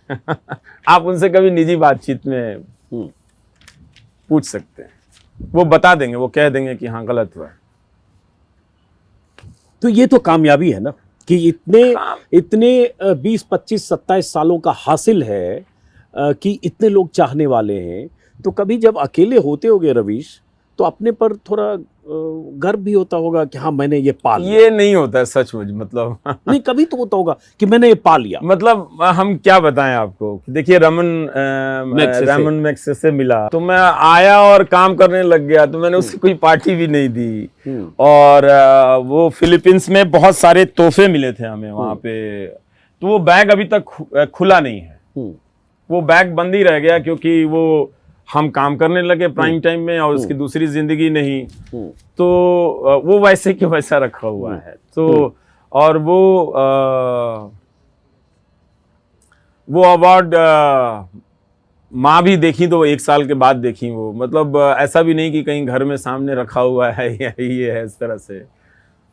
तो किसी इन सब चीजों का कभी जश्न मनाया नहीं, मतलब ये मैं चाहता हूं, आपको शक होगा पर मैं चाहता हूं कि मान लीजिए नहीं शक नहीं होगा, गर्व और टाइप सारा नहीं होता है। नहीं मैं गर्व नहीं, हाँ। गर्व हो सकता है, उस शब्द को आप बदल सकते हो, लेकिन कई बार आदमी को फील हो सकता है कि हाँ मैंने कुछ अच्छा किया, कितने लोग प्यार मिलता है तो बहुत अच्छा लगता है। हाँ हाँ, वो मैं एकदम आगे बढ़ के समेट लेता हूँ। ये बहुत दुर्लभ चीज है किसी से प्यार मिलना, और कोई मिलता है तो मैं एकदम गले लगा लेता हूँ। मैं खुशी खुशी बहुत सारे लोगों ने मुझे कलम, घड़ियाँ बहुत सारी दी। मतलब मेरे दर्शकों ने मुझे सब चीज़ दिया, मैं इतना बता सकता हूँ। बहुत अच्छे लोग हैं, इसलिए मैं उनको बहुत मिस कर रहा हूँ। तो रवीश कि- कुमार को कि मैं उन्हीं के बारे में सोचता, ऐसा लगता है कि मैं उनसे बात कर रहा हूँ कुछ, ये मैं सोचता रहता हूँ। अचानक उनसे कॉन्वर्सेशन में चला जाता हूँ और कुछ लाइनें ऐसा लगा मैं उनसे बात कर रहा हूँ, मैं टाइप कर रहा हूँ प्राइम टाइम के बारे में और उनसे लिख रहा हूँ। और हमारे दर्शक फिर सर हिला रहे हैं कि हाँ इस तरह से बात है, नहीं नहीं ऐसे मत करो, ऐसे मत करो। हाँ, तो यही पंक्तियाँ सोचना, उसको इमेजिन करना, उसका इन्हीं सब में मैं खो जाता हूँ। मतलब तो ये बताओ रवीश, देखो प्रशंसक मैं भी तुम्हारा हूँ, और कई बार होता है कि आप किसी और संस्थान में होते हैं लेकिन रश्क उससे करते हैं जो आपसे बेहतर कहीं और कर रहा होता है। और मैंने बहुत करीब से रवीश कुमार के ग्रोथ को देखा है, दूर रहकर, बाहर रहकर। रवीश को कई तरह से लोग आकलन या परिभाषित कर सकते हैं, आपके लेखों की वजह से। एक अच्छे ब्लॉगर, जो आपने कस्बा लिखा, आपकी किताब, आपकी लेखनी, प्राइम टाइम, सामाजिक सरोकारों के प्रति कंसर्न, नागरिक अधिकारों के प्रति कंसर्न, लोकतंत्र और लोकतांत्रिक अधिकारों के प्रति कंसर्न, संविधान के दायरे में रहकर नागरिक चेतना को जगाने वाले या जगाए रखने वाले एक पत्रकार के तौर पर, ये बहुत तरह से आपको परिभाषित किया जाता है और करते हैं आपके चाहने वाले, आपके प्रशंसक, आपको अवार्ड देने वाले। रवीश कुमार खुद को कैसे डिफाइन करता है? एक अच्छा लिखने वाला। अगर मैं चाहूँ तो अपने आप को मैं अपने आप को अपने वाक्यों में देखना चाहता हूँ कि वो वहाँ है कि नहीं, जो उसने लिखा है उसमें वो है कि नहीं है। तो मैं अपने लिखे में होना चाहता हूँ, यही मैं हूँ। और बाकी जो जीवन की असुरक्षाएं हैं, चिंताएं हैं, बेचैनियां हैं वो अपनी जगह पे रहती हैं। उस रवीश को कुछ अच्छे दोस्त हैं जो दिन रात देखते हैं, और इस देश में भी हैं, इस देश से बाहर भी हैं, जो बहुत संभालते हैं। और फिर वो इसी तरह की कोई किताब बढ़ा देते हैं, कोई कहानियाँ बढ़ा देते हैं, तो मेरा दिन इसमें गुजर जाता है। लेकिन इसके बाद मैं थोड़ा चाहता हूँ कि जो वक्त मैंने परिवार को नहीं दिया, वो अब मैं उस असंतुलन को दूर करूं, थोड़ा घर के काम भी करूं और उस घर में थोड़ा सा शामिल होना सीखूं। क्योंकि तालाबंदी के बाद जब हम घर में रहने लगे तब पता चला कि हम इस घर में कितना नहीं रहते थे। उस दिन से एहसास ये थोड़ा ज़्यादा हो गया, लेकिन तब भी प्राइम टाइम के कारण अब वक्त नहीं मिला। तो मैं ऐसा कुछ ज़रूर करना चाहूँगा कि कुछ फैमिली के लिए मैं वक्त रखूँ, थोड़ा धीरे चलूँ और थोड़ा सोचूं, थोड़ा लिखूं और लोगों को ये महसूस करने दूं कि अब रवीश नहीं है प्राइम टाइम में, और उनकी आदतों का जो हिस्सा है वो भी उस आदत से दूर जाएं, मुझसे दूर जाएं। इसलिए आप देखेंगे कि अगर मैं लोकप्रियतावादी होता तो 3 मिलियन पे मैं 4 और वीडियो बनाता, पर आपने देखा कि मैंने कोई वीडियो नहीं बनाया। कई लोगों ने कहा कि ये पीक चला जाएगा, तुम्हारा मोमेंट है ना, लेकिन मैं चुपचाप मुस्कुराता रहा कि जो जा रहा है उसको मैं रोक नहीं सकता, जाने दो। जो आ रहा है उससे भी मैं नहीं रोक सकता, तो आने दो, मैं गले लगा लूँगा। ये जीवन है, इसको आते जाते के बीच में हमें देखना चाहिए। और ज़रूर हम गुस्से में कई बार तन के बोल देते हैं, वो मैं भी बोल देता हूँ, इसी इंटरव्यू में कई बार बोला होगा, लेकिन याद दिलाते रहना चाहिए कि थोड़ा विनम्र होके, थोड़ा झुक के चलो, सीना तान के चलो, लेकिन इतना भी मत तानो कि कुर्ता फट जाए और वो सारा झूठ निकले कि इतना इंच का सीना है और इतना इंच का सीना है। तो नॉर्मल आदमी की तरह रहना सीखना बहुत ज़रूरी है, कि बहुत ज़्यादा माध्यमों का हस्तक्षेप हमारे जीवन में हो गया है। तो ये सब अगर हम कर पाएँ तो लगेगा कि ठीक है, अच्छी बात है, कर पाए। अगर नहीं तो आजीविका चलाने के लिए मुझे मालूम नहीं कैसे दिन देखने पड़ेंगे। अगर दिन रात काम करना पड़ा तो करेंगे, फिर क्या करें, दुनिया करती है, हम भी करेंगे। हर आदमी अपने भविष्य को लेकर कुछ खाका, कुछ तयशुदा ढंग से, कुछ अचानक, कुछ भविष्य को लेकर कुछ तस्वीर सोचता है। ये एक्सटेंडेड उसी का सवाल है, थोड़ा कुछ और निकले। रवीश कुमार अपने को कैसे याद किया जाना चाहते हैं कि मुझे कैसे याद किया जाए? बहुत मुश्किल है। अगर आपने पूछ ही लिया है तो इस सवाल का कुछ ना कुछ जवाब देना ही पड़ेगा। मैं चाहता हूं कि जो मैंने मेहनत की है लोग उसके भीतर झांक कर देखें। जो बाहर जो आलोचनाएं कर रहे हैं, मैं चाहता हूं कि वो एक एक एपिसोड निकाल कर देखें, फिर उसकी बात करें, फिर वो देखें कि उसमें क्या कहा गया है, कैसे कहा गया है। उतना कोई करेगा नहीं, इतना किसी के पास धीरज है नहीं। तो ठीक है, कोई किसी मेरे व्यवहार को लेकर खिन्नता जाहिर करेगा, कोई किसी मेरे कुछ लिखे हुए यहाँ वहाँ या अधूरेपन को लेकर खिन्नता जाहिर करेगा, तो चलता रहेगा। पर बहुत मुश्किल है मुझे याद करना। मुझे याद करने के लिए, अगर आप ठीक से याद करना चाहते हैं, बहुत मेहनत करनी पड़ेगी। वो कोई करना नहीं चाहेगा, तो इसलिए मैं चाहूँगा कि आप मुझे भूल ही जाएं। वो ठीक है। रवीश कुमार को आखिरी बार बहुत खुशी कब मिली? वो सब पारिवारिक है, प्रोफेशनल भी हैं। जैसे ये फिल्म ही रिलीज हुई, हमें समझ में नहीं आया कि मैं बहुत खुश हूँ कि क्या हूँ। बहुत उदास हो गया, फिर बहुत चुप भी हो गया, बोला भी कुछ नहीं, क्योंकि फिल्म मेकर से मेरा रिश्ता दूसरा है। तो अगर ये सब माइलस्टोन है, अगर माना जाए कि ये बहुत खुशी के लम्हे हैं, खुशी के लम्हे तो हैं, लेकिन कोई वैसे बहुत खुशी वाले, मतलब ऐसा कुछ नहीं है कि पिछले बहुत सारे ऐसे दिन आते रहे हैं। बहुत मुश्किल है। ऐसा कोई अब आखिरी सवाल करते हैं, बड़ा दुख कब हुआ जो लगे कि बहुत शॉकिंग हो गया मेरे लिए? ऐसे तो बहुत हैं अजीत जी, बहुत पर्सनल नहीं होना चाहता। ये एनडीटीवी से जाना भी है? हाँ है।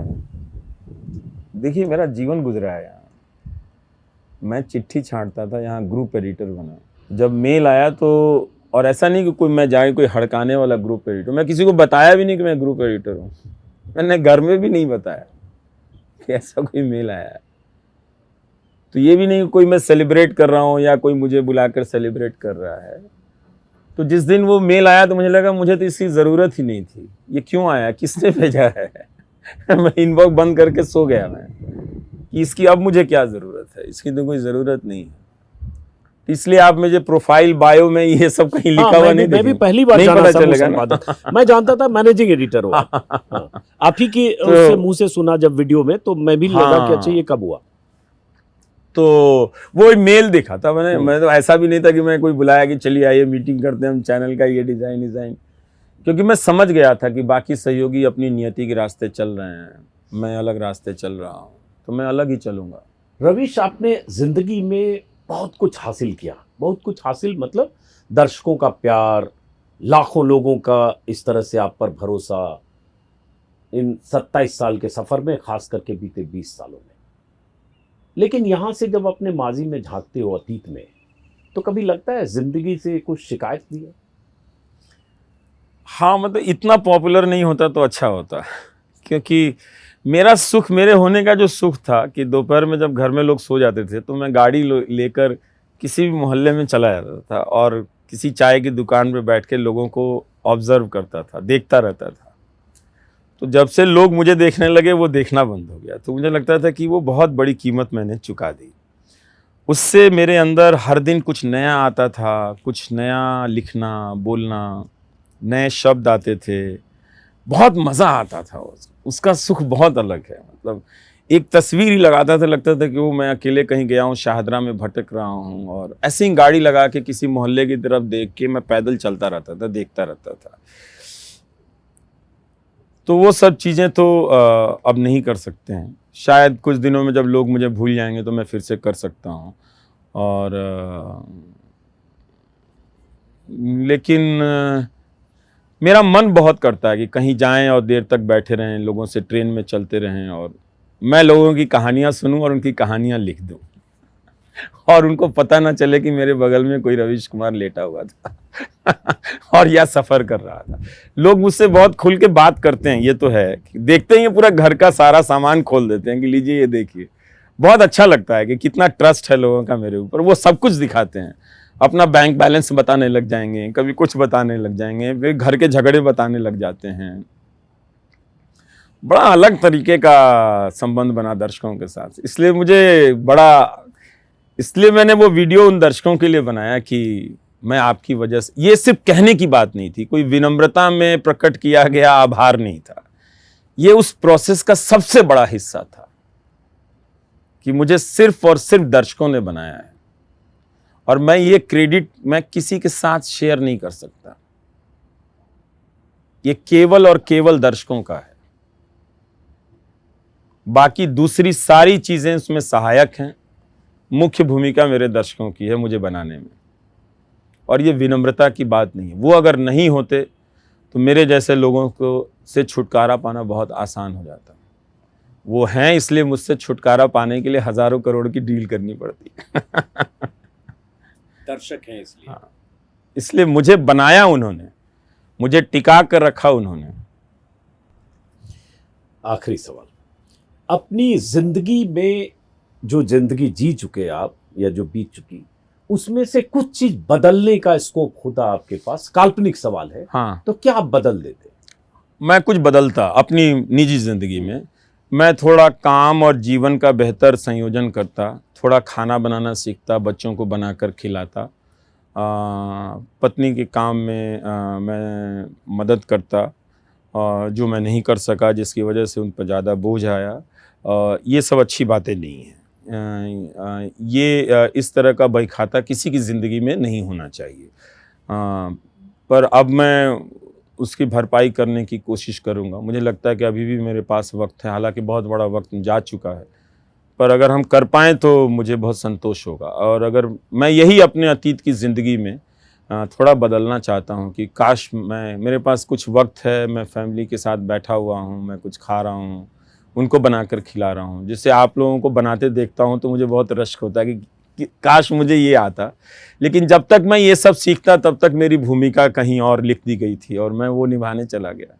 तो मैं वो लौट कर फिर वो जीना चाहता हूँ अगर मुझे मौका मिला तो। इसलिए मैं पेंशन की बात कर रहा था। चलिए, बहुत बहुत शुक्रिया रवीश, बहुत अच्छा लगा, बहुत अच्छा लगा आपसे बात करके जी। और मैंने कोशिश की कि अलग अलग पहलुओं पर भी बात करें। बहुत सारे व्यक्तिगत सवालों से रवीश बचते हैं और मैं इसकी रिस्पेक्ट भी करता हूं, लेकिन फिलहाल बिना किसी क्लोजिंग रिमार्क के दर्शकों पर छोड़ता हूं।